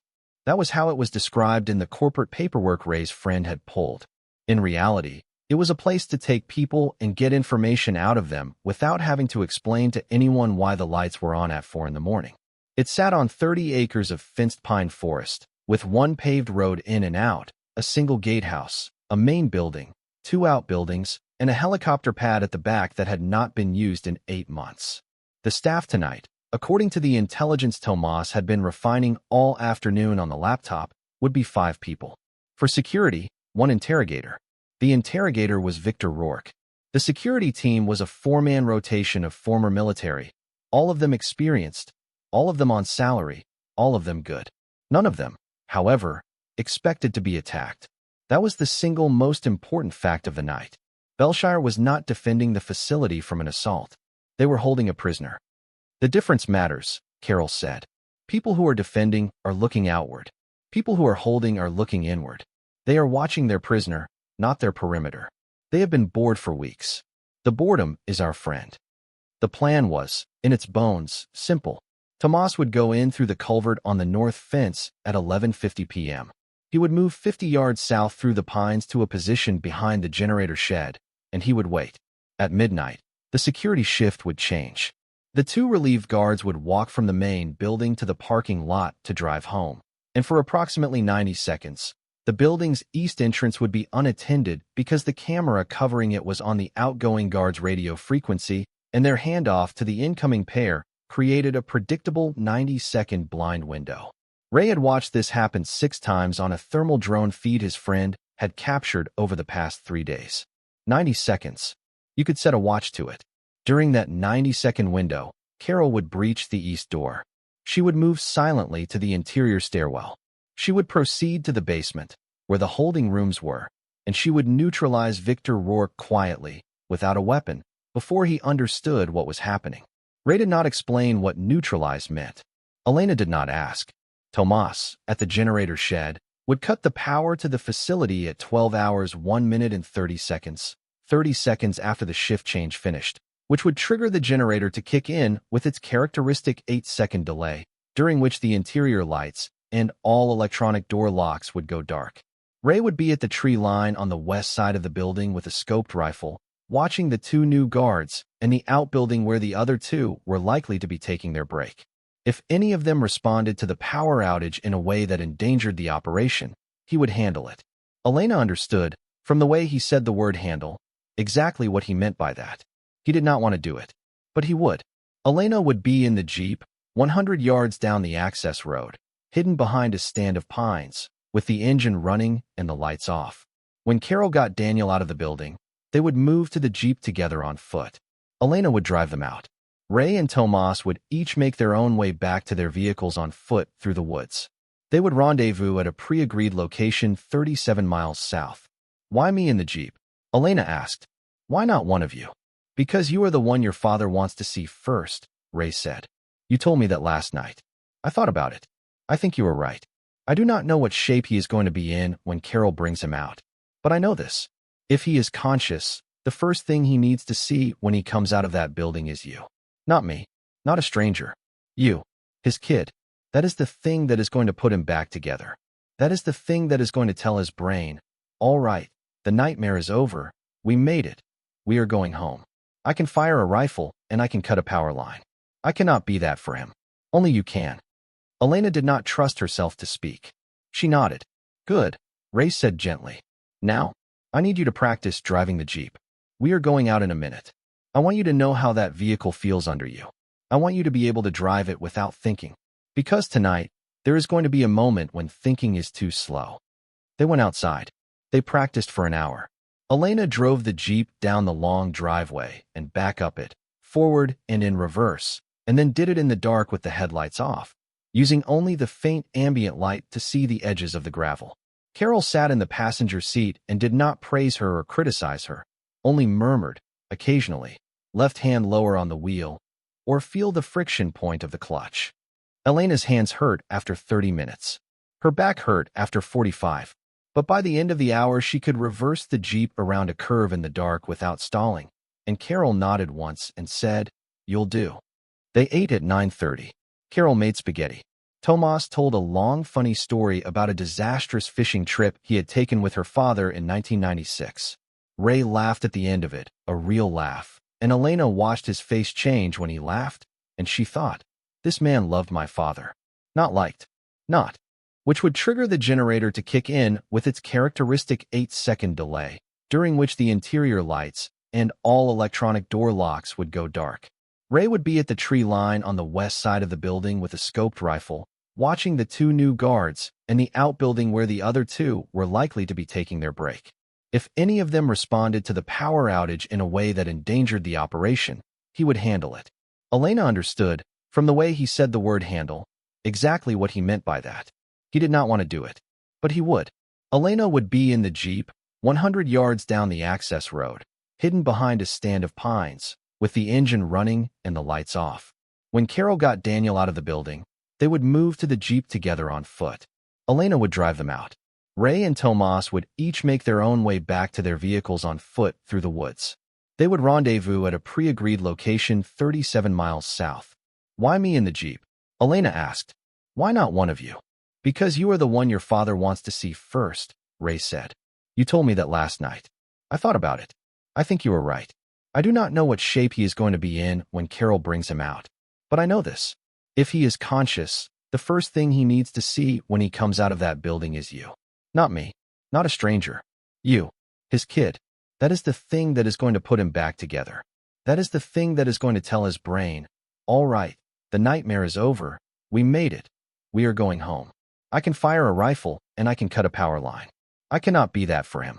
Only you can. Elena did not trust herself to speak. She nodded. Good, Ray said gently. Now, I need you to practice driving the Jeep. We are going out in a minute. I want you to know how that vehicle feels under you. I want you to be able to drive it without thinking. Because tonight, there is going to be a moment when thinking is too slow. They went outside. They practiced for an hour. Elena drove the Jeep down the long driveway and back up it, forward and in reverse, and then did it in the dark with the headlights off, using only the faint ambient light to see the edges of the gravel. Carol sat in the passenger seat and did not praise her or criticize her, only murmured, occasionally, left hand lower on the wheel, or feel the friction point of the clutch. Elena's hands hurt after 30 minutes. Her back hurt after 45. But by the end of the hour, she could reverse the Jeep around a curve in the dark without stalling, and Carol nodded once and said, You'll do. They ate at 9:30. Carol made spaghetti. Tomas told a long, funny story about a disastrous fishing trip he had taken with her father in 1996. Ray laughed at the end of it, a real laugh, and Elena watched his face change when he laughed, and she thought, this man loved my father. Not liked. Not respected. Loved. The way brothers love. The kind of love that kept a man alone in 4 different cabins in 3 different states for 3 decades, waiting for a phone call that never came until it did. At 10:30, Carol washed the dishes. Elena dried them. When the last plate was back in the cabinet, Carol turned to her, drying her hands on a dish towel, and said, very quietly, so the men would not hear, Listen to me, honey. One thing nobody has said to you, because men do not know how to say it. Your father is going to cry when he sees you. He is going to cry hard. He is going to be ashamed of it, because he will think he is supposed to be the strong one. Do not let him be ashamed. You hold him. You tell him he did everything right. You tell him you love him. That is the only thing you need to do tonight. Everything else, we handle. You understand? Elena's throat closed. She nodded. Good girl, Carol said, and squeezed her shoulder, and walked back into the living room to check her equipment. At 11:04 they loaded the vehicles. At 11:09 they left the cabin. Elena rode with Carol in the Jeep. Ray and Tomas went in the minivan, with the Tacoma to be picked up later. They drove east through the dark West Virginia mountains and crossed into Virginia at 12:16, and then they drove south on two-lane roads that narrowed and narrowed and narrowed until the trees closed overhead and Elena could no longer see the sky. At 1:20 a.m. they reached the staging point, a pull-off beside a disused fire road 3 miles from the Bellshire facility. The 4 of them got out. They did not speak. Ray and Tomas and Carol checked each other's gear, a silent ritual Elena understood without having to be told, the way a pit crew checks the same nut 3 times even though they watched each other tighten it. Ray clipped a small earpiece into Elena's ear and showed her how to press the transmit button inside her collar. You do not talk unless I ask you a direct question, he said. Or unless you see something at the Jeep you need to warn us about. Otherwise you listen. Clear? Clear. He put both of his hands on her shoulders. For a moment he just looked at her in the pale red glow of the Jeep's interior lights. Then he said, "Your daddy is 30 minutes away, Elena. We are going to get him. You hold the wheel. I will hold the rest." "Okay. Go." Carol drove her to the rendezvous position and left her there. Elena sat alone in the driver's seat of the Jeep with the engine running at a low idle and the headlights off, parked between two old pines on a narrow stretch of the access road 100 yards uphill from the facility. She could see the fence line in the distance, a thin silver ripple through the trees where moonlight caught the chain link. She could not see the building. She did not need to. She knew where it was. Through the earpiece, she heard nothing for a long time. 11:48. Tomas's voice, very quiet. In position. North. Fence. 11:52. Ray. Tree line west. Confirmed 2 guards in main building, ground floor. 3rd guard outbuilding south, smoking. 4th guard not visible. 11:55. Carol, holding east approach. Will breach at shift change. 11:59. Ray. Shift change in 30 seconds. Stand by. Elena's hands on the steering wheel were so tight her knuckles ached. She forced them to loosen. Her earpiece crackled. 12 hours and 4 seconds. Ray. Shift change active. 2 outgoing guards moving to parking lot. East door camera handing over. Go, Carol. 12 hours and 11 seconds. Carol whispered, breath steady. Breaching. Silence. Silence.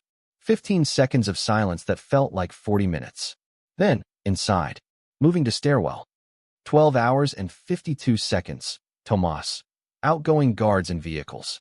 Engines on. 12 hours 1 minute and 8 seconds. Ray. 30 seconds to power cut. Tomas. Confirm. 12 hours 1 minute and 9 seconds. Tomas. Confirmed. Hand on the breaker. 12 hours 1 minute and 30 seconds. Tomas. Cut. Elena saw it, even from 100 yards away through the trees. The faint glow of the building's exterior lights blinked out. 1 second. 2. 3. 4. 5. 6. 7. 8. The generator kicked in. A small amber bulb over the east door came back on first, then a few scattered interior lights. But for those 8 seconds, the facility had been dark. And in those 8 seconds, Carol had moved. 12 hours 1 minute and 48 seconds. Carol, basement. Proceeding to hold room. Elena could not breathe. 12 hours 2 minutes and 11 seconds. Carol, very, very quiet. Contact. Rourke. Silence for 4 seconds. Then a sound through the earpiece that Elena would later realize was Carol's exhale, slow and controlled. The sound a person makes when a thing they have done is already done. 12 hours 2 minutes and 18 seconds. Carol, neutralized. Moving to prisoner. 12 hours 2 minutes and 26 seconds. Carol, I have him. He is alive. He is conscious. He is. Her voice caught, just barely, and then recovered. He is ambulatory. Bringing him out. Elena dropped her forehead onto the steering wheel. She did not cry. She did not have time to cry. He is alive, Elena, Ray said through the earpiece. She realized it was the first time he had used her name on the radio, and that he had broken protocol to say it. Your daddy is alive. Stand by to move. 12 hours 3 minutes and 2 seconds. Carol, east door. Moving to your position, Elena. ETA 45 seconds. He is walking with me. Slowly. 12 hours 3 minutes and 4 seconds. Ray. Tomas, pull back. Carol, you are clear. Elena, eyes up. They are coming to you. Elena lifted her head. Her eyes were wet. She blinked them clear and stared down the dark access road. 45 seconds. 30. 20. She saw them before she heard them. 2 figures moving out of the shadow of the pines on the south side of the road, one of them supporting the other. The taller one was limping. The taller one was her father. Her hand went to the door handle, and Ray's voice came sharp in her ear. Do not get out of that Jeep. Do not. He is coming to you. Sit tight. She sat tight. She watched them come. It took them a minute, maybe more. She could not tell. Time had stopped behaving like time. When they were 20 yards away, she could see his face in the moonlight, and for a second she did not recognize it. He was thinner than she remembered, and his left eye was swollen shut, and there was something wrong with the way he was carrying his left arm, and his hair was longer than he had ever worn it and matted at the temples with something dark. But then I found the Jeep, and he stopped walking, and Carol had to steady him because his knees went, and Elena saw her father's mouth open in a shape that was her name without sound. She got out of the Jeep. She could not help it. He saw her. His good eye went wide. His whole body convulsed once, like a man surfacing from deep water, and then Carol was easing him forward, and Elena was running, and she caught him in her arms just as his legs gave out completely. Dad, Dad, Dad, Dad, Dad. He was lighter than he should have been. She could feel every rib through his filthy t-shirt. He smelled like sweat and iron and fear and 3 days without a shower, and underneath all of that, underneath everything, he smelled like her father, like the man who had picked her up after skinned knees and fallen bicycles, and a broken heart in 10th grade, and she did not know she was crying until she felt the wet of it on her own collar. Kiddo, he whispered into her hair. His voice was shredded. Kiddo, oh God, Elena. I found the key. I found the unit. Dad, I found everything. Oh God, Dad, it's okay. It's okay. You're okay. I'm here. I am so sorry. Don't you dare. Not one word of that. You are coming home with me. He was sobbing. She had never seen him cry, not even at her mother's funeral, not once in 19 years, and now she was holding his whole weight, and he was sobbing into her shoulder like a child, and she thought of what Carol had told her in the kitchen, and she pressed her lips into his dirty hair and said, over and over, "You did everything right, Dad. You did everything right. I love you. I love you. You did everything right." Carol was already at the Jeep. She had the back door open. "Honey, we have to go. Now." Elena helped her father into the back seat. Carol slid in beside him. Elena climbed into the driver's seat and closed her door and put the Jeep in gear, and she drove, slow at first because her hands were shaking, and then smoother, the practice from the afternoon coming back to her, and she rolled down the access road without headlights for the first quarter mile, and only when they hit the county road did she flip the lights on and accelerate. In the rearview mirror, in the pale green glow of the dashboard, she saw her father in the back seat with his head in Carol's lap, and Carol stroking his hair with one hand and watching the rear window with the other, and her father was still crying, quietly now, almost silently, his good eye closed, his ruined hand, reaching up every few seconds to touch Carol's wrist, as if to confirm she was real. "Dad," Elena said softly. "Dad, I'm going to get you somewhere safe. Do you hear me?" "I hear you, kiddo. I love you. I love you more." "Not possible." His voice cracked. Yeah, it is." They drove for 37 miles. They reached the rendezvous at 2:11 a.m. Ray was already there. Tomas arrived 4 minutes later. They did not speak in the parking lot. They did not celebrate. They loaded Daniel into the minivan because the minivan had the rear bench laid flat with blankets, and Ray drove this time with Tomas beside him navigating, and Carol drove the Jeep behind them with Elena in the passenger seat, and they drove west through the dark, back toward the cabin, back toward the woods. Elena turned around in the passenger seat every few minutes to check that the minivan's headlights were still behind them. They always were. Her father was in that van. Her father was alive. Her father was behind her on this road. Carol reached over without taking her eyes off the road and patted Elena's knee once. "You did good, kid," she said. "You did good." Elena did not answer. She was watching the headlights of the van in the side mirror, and she was crying without sound, and she did not trust her voice yet. They reached the cabin at 4:48 a.m. Ray carried her father inside. He laid him on the bed in the small bedroom Elena had slept in the day before. Tomas, it turned out, was a retired army medic. He had brought a kit with him, and he spent the next 2 hours in that bedroom with the door closed, and when he came out, he found Elena and Ray at the kitchen table, and he said, "2 ribs cracked, not broken. Left eye socket bruised, no orbital fracture. Dehydration, malnutrition. Some older stuff on his back I'd like to look at again in the morning. Nothing life-threatening. Nothing that will not heal. He is asleep. He is going to sleep for about 16 hours, Elena, and when he wakes up, he is going to need a lot of water and a lot of soup and a lot of you. That is the prescription." Elena covered her face with her hands. Okay, kiddo," Ray said softly, and reached across the table and squeezed her wrist. "Okay, it is over. The hardest part is over." She shook her head. "It is not over. We still have to give the gold back." Ray looked at her for a long moment. Then he smiled, a small tired smile, and he said, "You are your father's daughter. God help us. Yeah, we are going to give the gold back. But not tonight. Tonight you are going to sleep on the couch out here, because he is going to be in that bed, and I do not want you more than 20 feet from him until the sun comes up. Lie down. I will get you a pillow." She lay down on the couch. Ray brought her a pillow and a quilt. She pulled the quilt up to her chin. She stared at the dark ceiling of the cabin and she listened, through the cracked bedroom door, to the sound of her father breathing. In out, in out, in out. She had missed that sound for 7 weeks without even knowing she had missed it. Now she heard it, and her whole body unclenched, muscle by muscle, joint by joint, for the first time since the phone call in September. She fell asleep smiling. Her father slept for 18 hours. When he woke up, it was near dusk the next day, and Elena was sitting in a chair beside the bed reading his notebook again, slowly, for the 3rd time. She heard him stir, and she set the notebook down, and he opened his good eye and looked at her, and his first words, cracked and dry, were, "Kiddo, is this real?" "Yeah, Dad, it's real. You're really here. I'm really here." He closed his eye. A tear slid out from the corner of it and ran sideways down into his hair. "I thought you were the dream." "No, Dad, you're the dream. I mean, you know what I mean."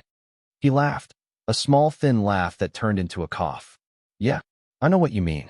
She helped him sit up. She gave him water in small sips. Carol came in with broth, and he drank half of a mug of it. And then he wanted to know everything. And Elena, kneeling on the floor beside the bed with her head against his good shoulder, told him. She told him about the envelope, the drive to Pine Hollow, the key, the lock, the unit, the crate, the tarp, the letter, the notebook, the call to Ray, the motel, the bus, the roadhouse, the approach through the woods, the bars loaded into duffel bags, the voices on the other side of the row as Bellshire closed in, the escape, the cabin, the plan, the rescue. Her father listened to all of it with his good hand on her hair, and he did not interrupt, and when she finished, he was quiet for a long moment, and then he said, "Kiddo, I am so proud of you I cannot even hold it in my chest.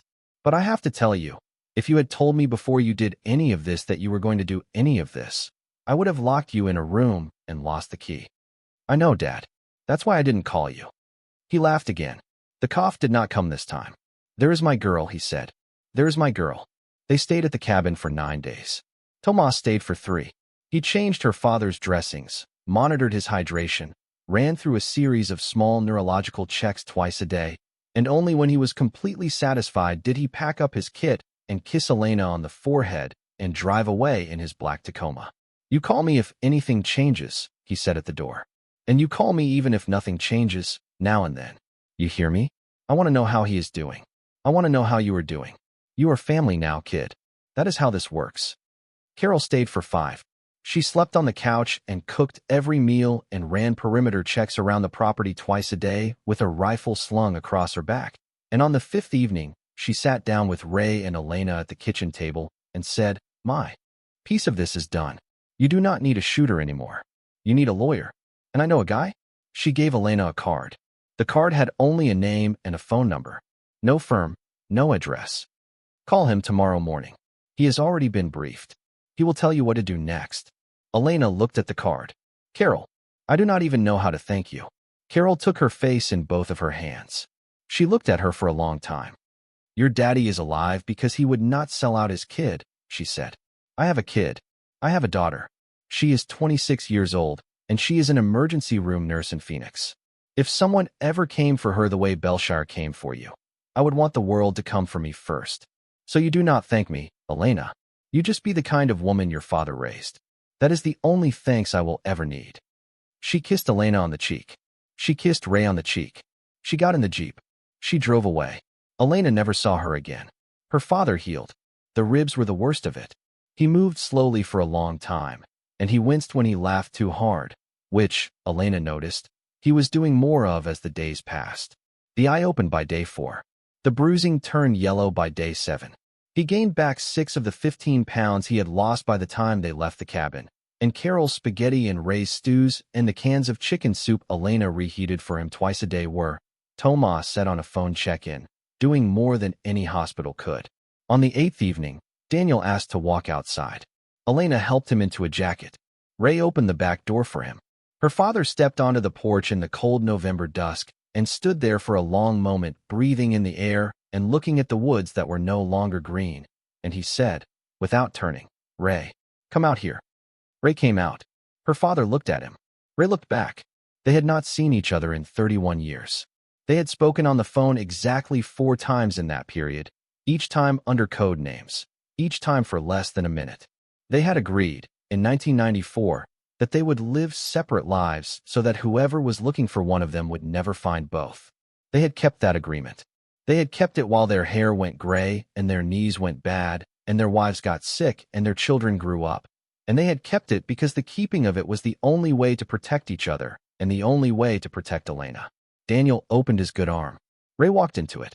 They held each other on the porch for a long time, neither of them speaking, both of them shaking, and Elena stood just inside the door and watched through the window and did not make a sound, because some things are not for witnesses, even loving ones. When they finally pulled apart, her father wiped his face with his sleeve and said, "Ray, I am sorry. I am so sorry I made you wait so long. You did not make me do anything, Danny. I chose it. I chose it every day for 31 years, and I would choose it again. I know, but I am glad the waiting is over." "Me too, brother." They went back inside. Elena, who was standing by the door pretending not to have been crying, made it back to the kitchen table before they turned around. They left the cabin on the 9th morning. Ray drove them back to Ohio in the minivan, and he stopped at a storage facility he knew in a Pennsylvania town along the way, a facility owned by a friend of his who had agreed to hold the remaining 43 bars of gold from Unit 217 without asking questions. And those bars had been retrieved 3 days earlier by Tomas, quietly, from the now unwatched Cedarbrook facility. The Bellshire team had, in fact, searched Unit 217. They had found an empty crate and a tarp covering a shelving unit stacked with 64 bars of ordinary lead-painted gold, which Ray had swapped into place the previous afternoon while Elena was still at the cabin watching her father sleep. The Bellshire team had taken the lead bars, convinced they had finally found what they were looking for, and had retreated to Virginia to analyze them in peace. "How?" Elena said, when she understood what Ray had done. "Ray, when did you have time to swap anything?" "I had 4 hours while you and your dad were catching up yesterday afternoon. Tomas came and picked me up. The lead bars were at my second cabin. We painted them on the drive. It was not hard. Bellshire was never going to test them until they got them somewhere they trusted. By the time they figure out what they actually have, we will be long done with what we need to do." "You are an absolute lunatic." "Yes, your father has told me this before." Daniel, in the back seat, laughed until his ribs hurt. Elena called the lawyer on the morning of their arrival back in Akron. His name was James Kipner, and he had an office on the 14th floor of a nondescript building downtown and a calendar that was, apparently, clear for as long as she needed him. She and her father sat in his office for 4 hours the next day. They told him everything. He took notes on a yellow legal pad and did not react to anything he was told. And when they were done, he set down his pen and he folded his hands and he said, "Here is what we are going to do." They were going to do a lot. They were going to repatriate the gold. Kipner had already been in quiet contact with a senior official at the U.S. Department of State and a historian who had spent 20 years documenting artisanal mining abuses in post-war Liberia. The gold, which had been pulled in 1993 from a mine that had been operating under fraudulent licenses and using conditions that today would be classified as criminal, had no clean chain of ownership. There was no legitimate claimant at the corporate level because the corporation had been deliberately collapsed in 1994 to prevent liability. There were, however, claimants at the human level, the families of the miners, the descendants of the laborers who had dug the gold out of the ground and had never been paid for it because the mining company's books had been burned when it went under. Kipner was going to help them identify those families through the historian, through the Liberian government, through a network of church-based reparations organizations that had been doing this kind of work quietly for 20 years. The gold, all of it, 107 bars, $64 million at current prices, was going to go home. Not to the government, because the government in 1993 had been part of the problem. Not to a charity in general, because that was too vague. To specific families. By name. With documentation. With accountability. It was going to take years. Kipner said that plainly. It would be a slow, careful, public process. There would be press. There would be hearings. There would be complications that could not be predicted. Her father would have to testify. Her father would have to publicly admit what he had done in 1993 and what he had done for 31 years afterward. There would be a cost, probably a significant one, to his freedom. But, Kipner said, looking at Daniel with level gray eyes, you came in voluntarily. You are returning everything. You are providing evidence of a much larger criminal network that has been killing people for decades. I have already made preliminary calls. The U.S. Attorney's Office is interested in Bellshire to a degree you will find gratifying. There is an immunity package on the table. I am not going to promise you that you will walk away with nothing, but I am going to promise you that you will walk away, and you will walk away to your daughter, and that is a promise I intend to keep. Her father nodded slowly. And Elena, my daughter, she does not. Your daughter was a 19-year-old with no prior knowledge of any of this, who was contacted by you through a letter after your abduction, who acted to protect herself and to rescue her father from unlawful detention, and who has, from the moment of our first conversation, demonstrated full cooperation. Elena is not a defendant in any of this. Elena is a witness and a hero and the daughter of the man who finally made this right. If anyone tries to spin it any other way, they will have to go through me, and they will lose. Elena felt tears sting her eyes. She blinked them back. What about the jewelry? She asked. Kipner smiled. The jewelry is yours. The jewelry has always been yours. The provenance paperwork from Christie's and from the Austrian archives is in order. Your great-great-grandfather purchased those pieces legally in 1936. They were removed from Austria in 1938 by a family fleeing Nazi persecution, which is documented in 2 separate Red Cross records I have already pulled. They passed to your grandmother, then to your mother, then to you. That inheritance is clean, and it is legal, and it is yours to do with what you want. My only advice is to get a proper appraisal from a firm that specializes in European pre-war estate pieces. I know a firm in Boston. I will send you the name. Elena did not ask what the jewelry was worth. She did not want to know yet. She thought she would figure it out when she was ready. They left Kipner's office at 4:20 p.m. They walked out onto the sidewalk and stood there in the cold, late November wind, her father in a borrowed coat, Elena in her own coat, Ray waiting for them leaning against the minivan parked at the curb. Daniel turned to her. His good eye was full. Kiddo. Yeah, Dad. I have to do something tomorrow that I have been dreading for a long time. I have to go see your Aunt Patricia. I have to go see her and tell her I am alive. I have to go see a lot of people and tell them I am alive. I do not know how to do it. Elena thought about it for a moment. Then she said, I know how to do it. I will come with you. And Dad, I have some things I would like to say to those people too. Her father looked at her. He smiled for the first time that day, a real smile, full and unguarded. Oh, he said. Oh, kiddo. Yeah, let's go do that. They went to Aunt Patricia's house the next afternoon. It was a Saturday. Patricia was home. Her father walked up the front walk slowly, still favoring his left side, in his borrowed coat, and Elena walked beside him, and Ray waited in the minivan at the curb. Patricia opened the door in her house shoes with a dish towel in her hand, and when she saw who was on her porch, she dropped the towel and covered her mouth and screamed once, a small sharp sound, and then she fell back a step and grabbed the door frame. Danny. Oh my God. Oh my God, Danny. Oh my God. Hi, Patty. She came forward and she threw her arms around him, and she was crying, and her father, Elena noted, did not hug her back right away. He let her hold him for a moment. Then he stepped back, gently, and he said, Patty, we need to come in for a minute. Elena and I have some things to tell you. Would that be all right? Of course. Of course. Come in.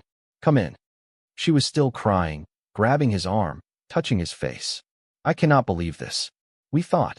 The police said. Oh my God. Brett is going to die when he hears. He is going to absolutely die. Patty. Yes, honey. Brett is part of why I am here. Her face changed. Very slightly. They went into the living room. Patricia made coffee with hands that shook. They sat down. Her father told Patricia, in simplified form, that he had been taken, that he had been held for 7 weeks, that Elena had found him and had gotten him out, that the people who had taken him were going to be indicted, probably within a matter of months, that he had been not drinking, not running, not having a breakdown, not disappearing on his family. That he had been fighting for his life in a room in Virginia while his sister had been pouring gravy and telling his daughter that he was a good man. Patricia sat on her own couch in her own living room, and her face went through every color a face can be, and when he was done talking, she did not say a word for almost a full minute. Then she said, very quietly, "Elena, honey, I owe you an apology." Elena looked at her. Her aunt was 57 years old. She had been her mother's sister-in-law, by marriage, not by blood. She had, for most of Elena's life, been a woman who hosted Thanksgivings because somebody had to and who sent birthday cards with $20 bills taped to the inside and who had, on balance, meant well. Elena thought about all of this for a moment before she answered. "Aunt Patricia," she said, "you told me my dad was a good man in the past tense. 28 days after he disappeared, when I still thought he might be alive. You told me that like it was a kindness, like you were helping me accept something. You were not helping me accept anything. You were helping yourself stop having to think about him. I understand why you did it. I even forgive you for it.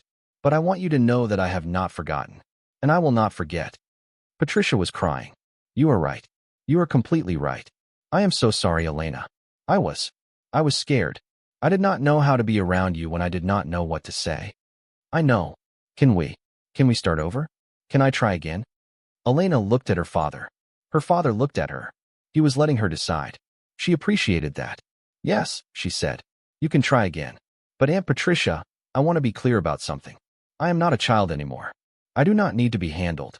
I do not need you to use soft words with me to make yourself feel better about not doing anything. If you want to be family to me and to my dad, you show up. You make phone calls. You come over for dinner. You do the things family does. And you do not ever tell me my father is anything in the past tense again. Is that fair?" Patricia nodded, unable to speak. "Good," Elena said, and her voice was firm but not unkind, and she took her father's hand under the table and squeezed it, and she thought, that is what vindication looks like. It does not look like rubbing it in their face. It looks like being clear about the deal going forward. They left Patricia's at 6:15 p.m. Her father leaned on Elena on the walk back to the minivan. He was shaking, a little, from the emotional weight of it, but he was smiling. "You were good in there, kiddo," he said as he eased himself into the front seat. "So were you. We make a team." "Yeah, Dad. We do." They went to see Brett the next day. Brett lived in a newer subdivision on the west side of town, in a 4-bedroom house with a 3-car garage and a fresh-mulched front bed, with 2 trucks in the driveway and a boat under a tarp beside the garage. He answered the door in a polo shirt and khaki shorts even though it was 45 degrees out, and when he saw Daniel on his porch he went pale in a way that was satisfying to witness. "Uncle Dan." "Brett." "Holy shit. Uncle Dan. Come in. Come in, come in." "How?" "We are not coming in. We are going to stand out here on your porch, because this will be a short visit. Elena has something to say to you." I wanted to be here while she said it.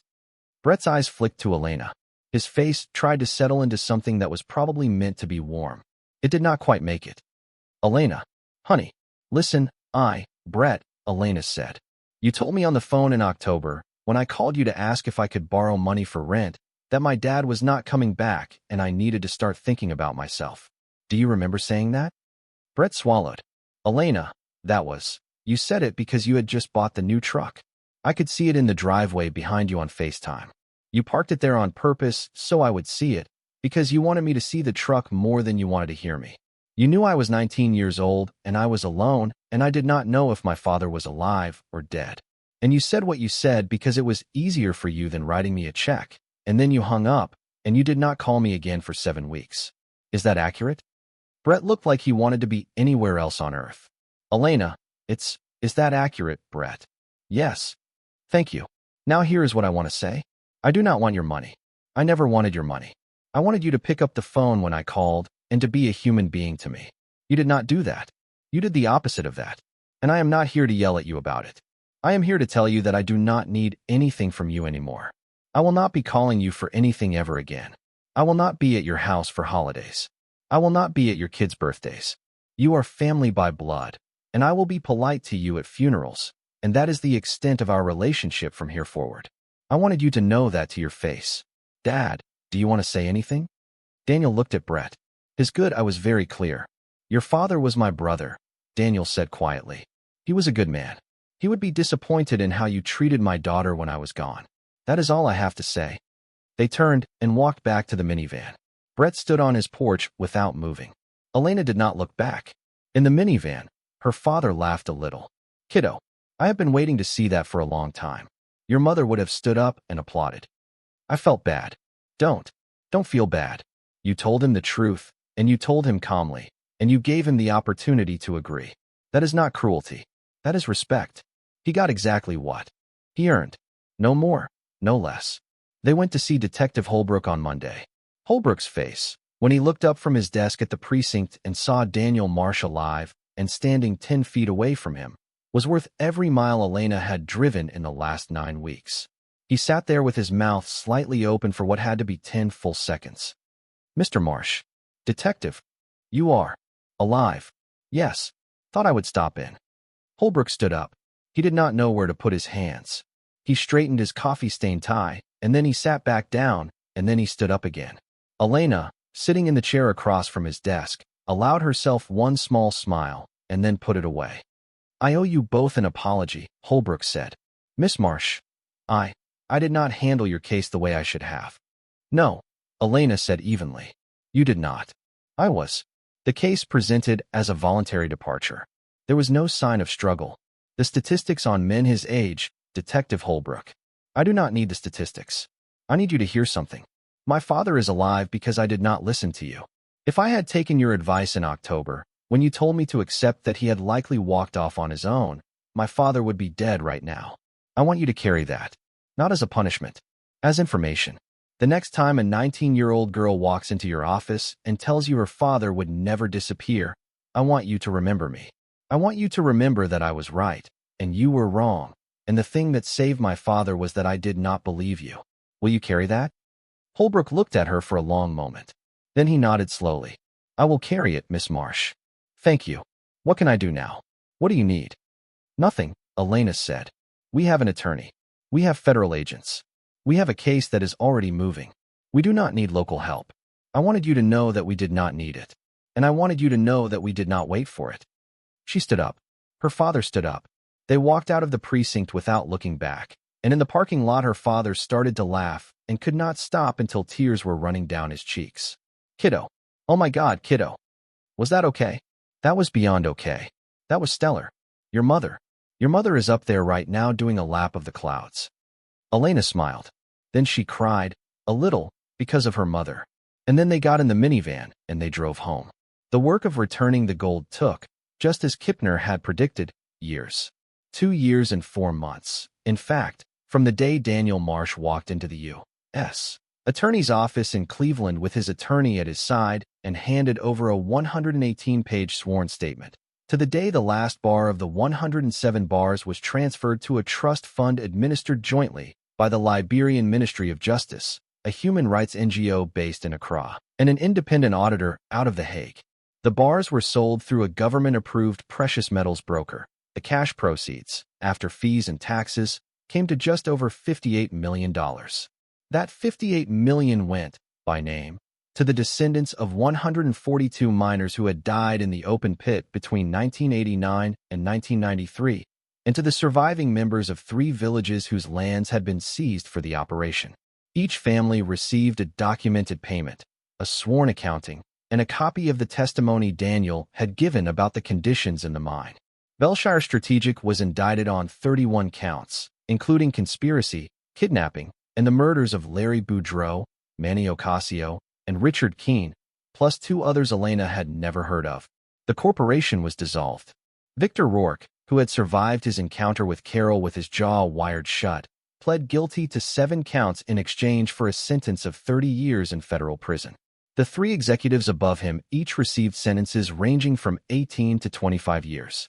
The private holding facility in Southern Virginia was seized and auctioned by the U.S. Marshals Service. The proceeds of that auction, at Kipner's recommendation, were also directed to the Liberia Trust. Daniel Marsh received a suspended sentence of 2 years, with 5 years of supervised probation, full immunity from federal charges in exchange for his testimony, and a formal commendation from the Department of State for his role in exposing Bellshire's decades-long criminal activity. He did not spend a single day in prison. He was, Kipner said, at his sentencing, the rarest kind of witness, a man who had chosen over a period of 3 decades to carry a weight he could have set down at any moment by simply spending the money, and who instead spent 31 years paying rent in a small blue house on Oak Ridge Road and working in a metal fabrication plant so that his daughter could eat breakfast. The judge, a woman in her 60s with silver hair and tired eyes, had looked down at her father across the courtroom and said, "Mr. Marsh, I have been on this bench for 22 years. I have seen a great many people stand where you are standing. I have rarely seen one who has made me believe, as you have, that a man can genuinely choose to do the right thing even when the right thing is very hard and takes a very long time. The court thanks you for your service. You are dismissed." Elena, sitting in the first row of the gallery in a black sweater and her mother's sapphire necklace, had bent forward and put her face in her hands and cried. The jewelry was appraised in February by the firm Kipner had recommended in Boston. The total value of the 17 pieces, with the loose sapphire ring being the single most valuable item, came to $4,160,000. Elena sold none of it. She put 16 of the 17 pieces in a bank vault under her own name. She kept the sapphire necklace out. She wore it on special days. She wore it to her community college graduation in May. She wore it to her father's 60th birthday the following October. She wore it when she opened the envelope from the University of Michigan in March that said she had been admitted to their program in international human rights law, with a full scholarship, on the basis of the personal statement she had written about what it means to carry weight your parents should never have had to carry and about what it means to set that weight down. She did not sell the gold bar she had taken from the storage unit, either. She kept it in a small locked wooden box on the top shelf of her closet. She took it out sometimes, late at night, and held it in her palm, and felt the weight of it, and thought about a young man on a dirt road in West Africa in August of 1993, and about a dying woman in an Ohio hospital in January of 2013, whispering a promise into the ear of the man who loved her more than any man has ever loved any woman, and about a crate pushed against the back wall of a rural storage unit for 19 years while her father drove an 18-year-old truck and clipped coupons out of the Sunday paper. She thought about what it had cost her father to be a good man. She thought about what it had cost her mother to trust him that he would be. And she thought about the girl she had been in the rusted Honda Civic in the gravel lot of Cedarbrook Self Storage, 19 years old, holding a key that was heavier than a key should be, deciding, in spite of everything, to get out of the car. She was proud of that girl. She would always be proud of that girl. Her father sold the house on Oak Ridge Road in the spring after the sentencing. He did not want to live there anymore. Not because he was afraid. He was not afraid anymore. But because the house was a house he had bought as a fortress, and he no longer needed a fortress. He bought a smaller house, a real house, on 5 acres outside of town in central Pennsylvania, not far from where Ray lived. He built a workshop in the back.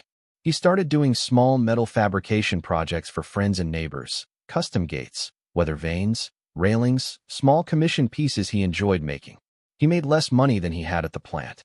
He was happier than Elena had ever seen him. Ray came over on Sundays. They drank coffee on the back porch. They did not talk about Liberia anymore. They talked about the weather and about fishing and about a novel Ray was slowly reading about a man who walked across Europe in 1933. Sometimes they did not talk at all. Sometimes they just sat. Tomas visited twice a year. He and Daniel took fishing trips together in the summers. They caught very few fish. They laughed a great deal. Carol sent a Christmas card every year. No return address. Just a single signature, Carol, and sometimes a line drawn under it. Elena taped each card to the inside of her bedroom closet door at Michigan. By her 3rd year of law school, there were 4 of them.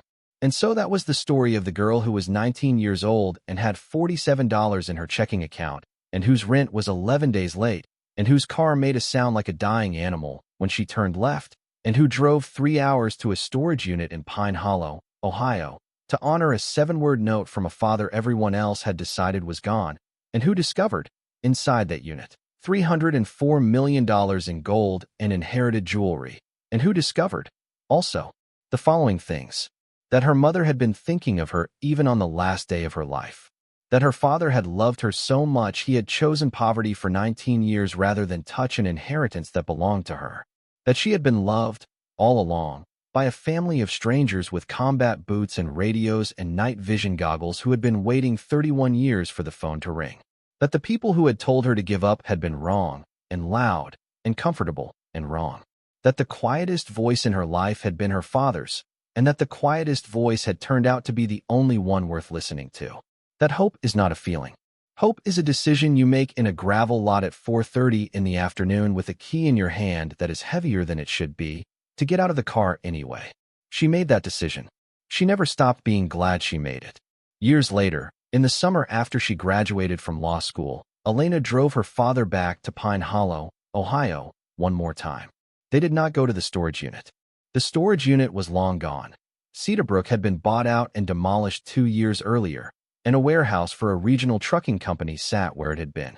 They went, instead, to a small roadside cafe 3 miles up the road from where it had stood, and they sat in a booth by the window, and her father drank black coffee, and she drank iced tea, and he looked out at the Tulane Road and said, "Kiddo, I want to tell you something."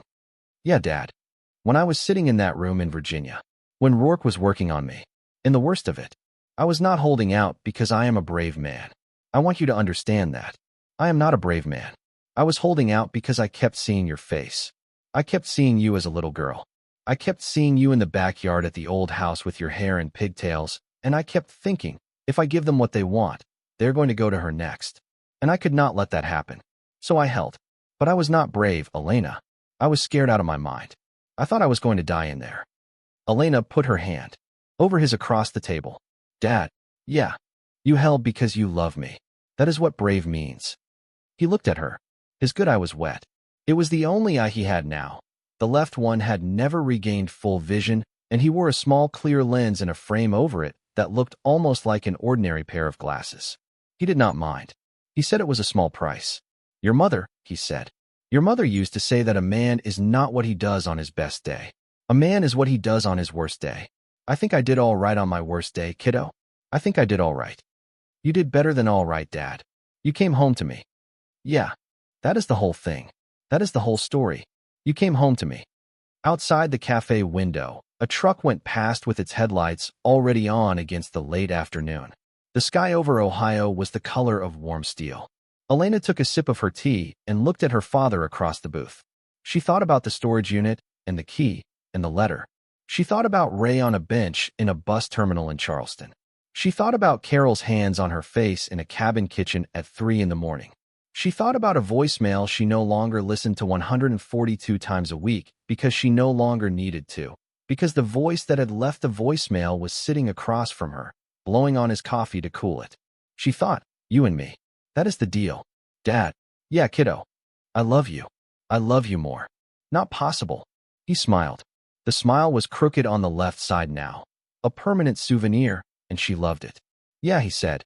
"Yeah, kiddo. It is." They finished their coffee. They paid the check. They walked out to the car, and Elena opened the passenger door for him, and her father eased himself in, and she closed the door and walked around and got in the driver's seat and started the engine, and they pulled out of the parking lot onto the Tulane Road and drove east through the late summer evening toward home.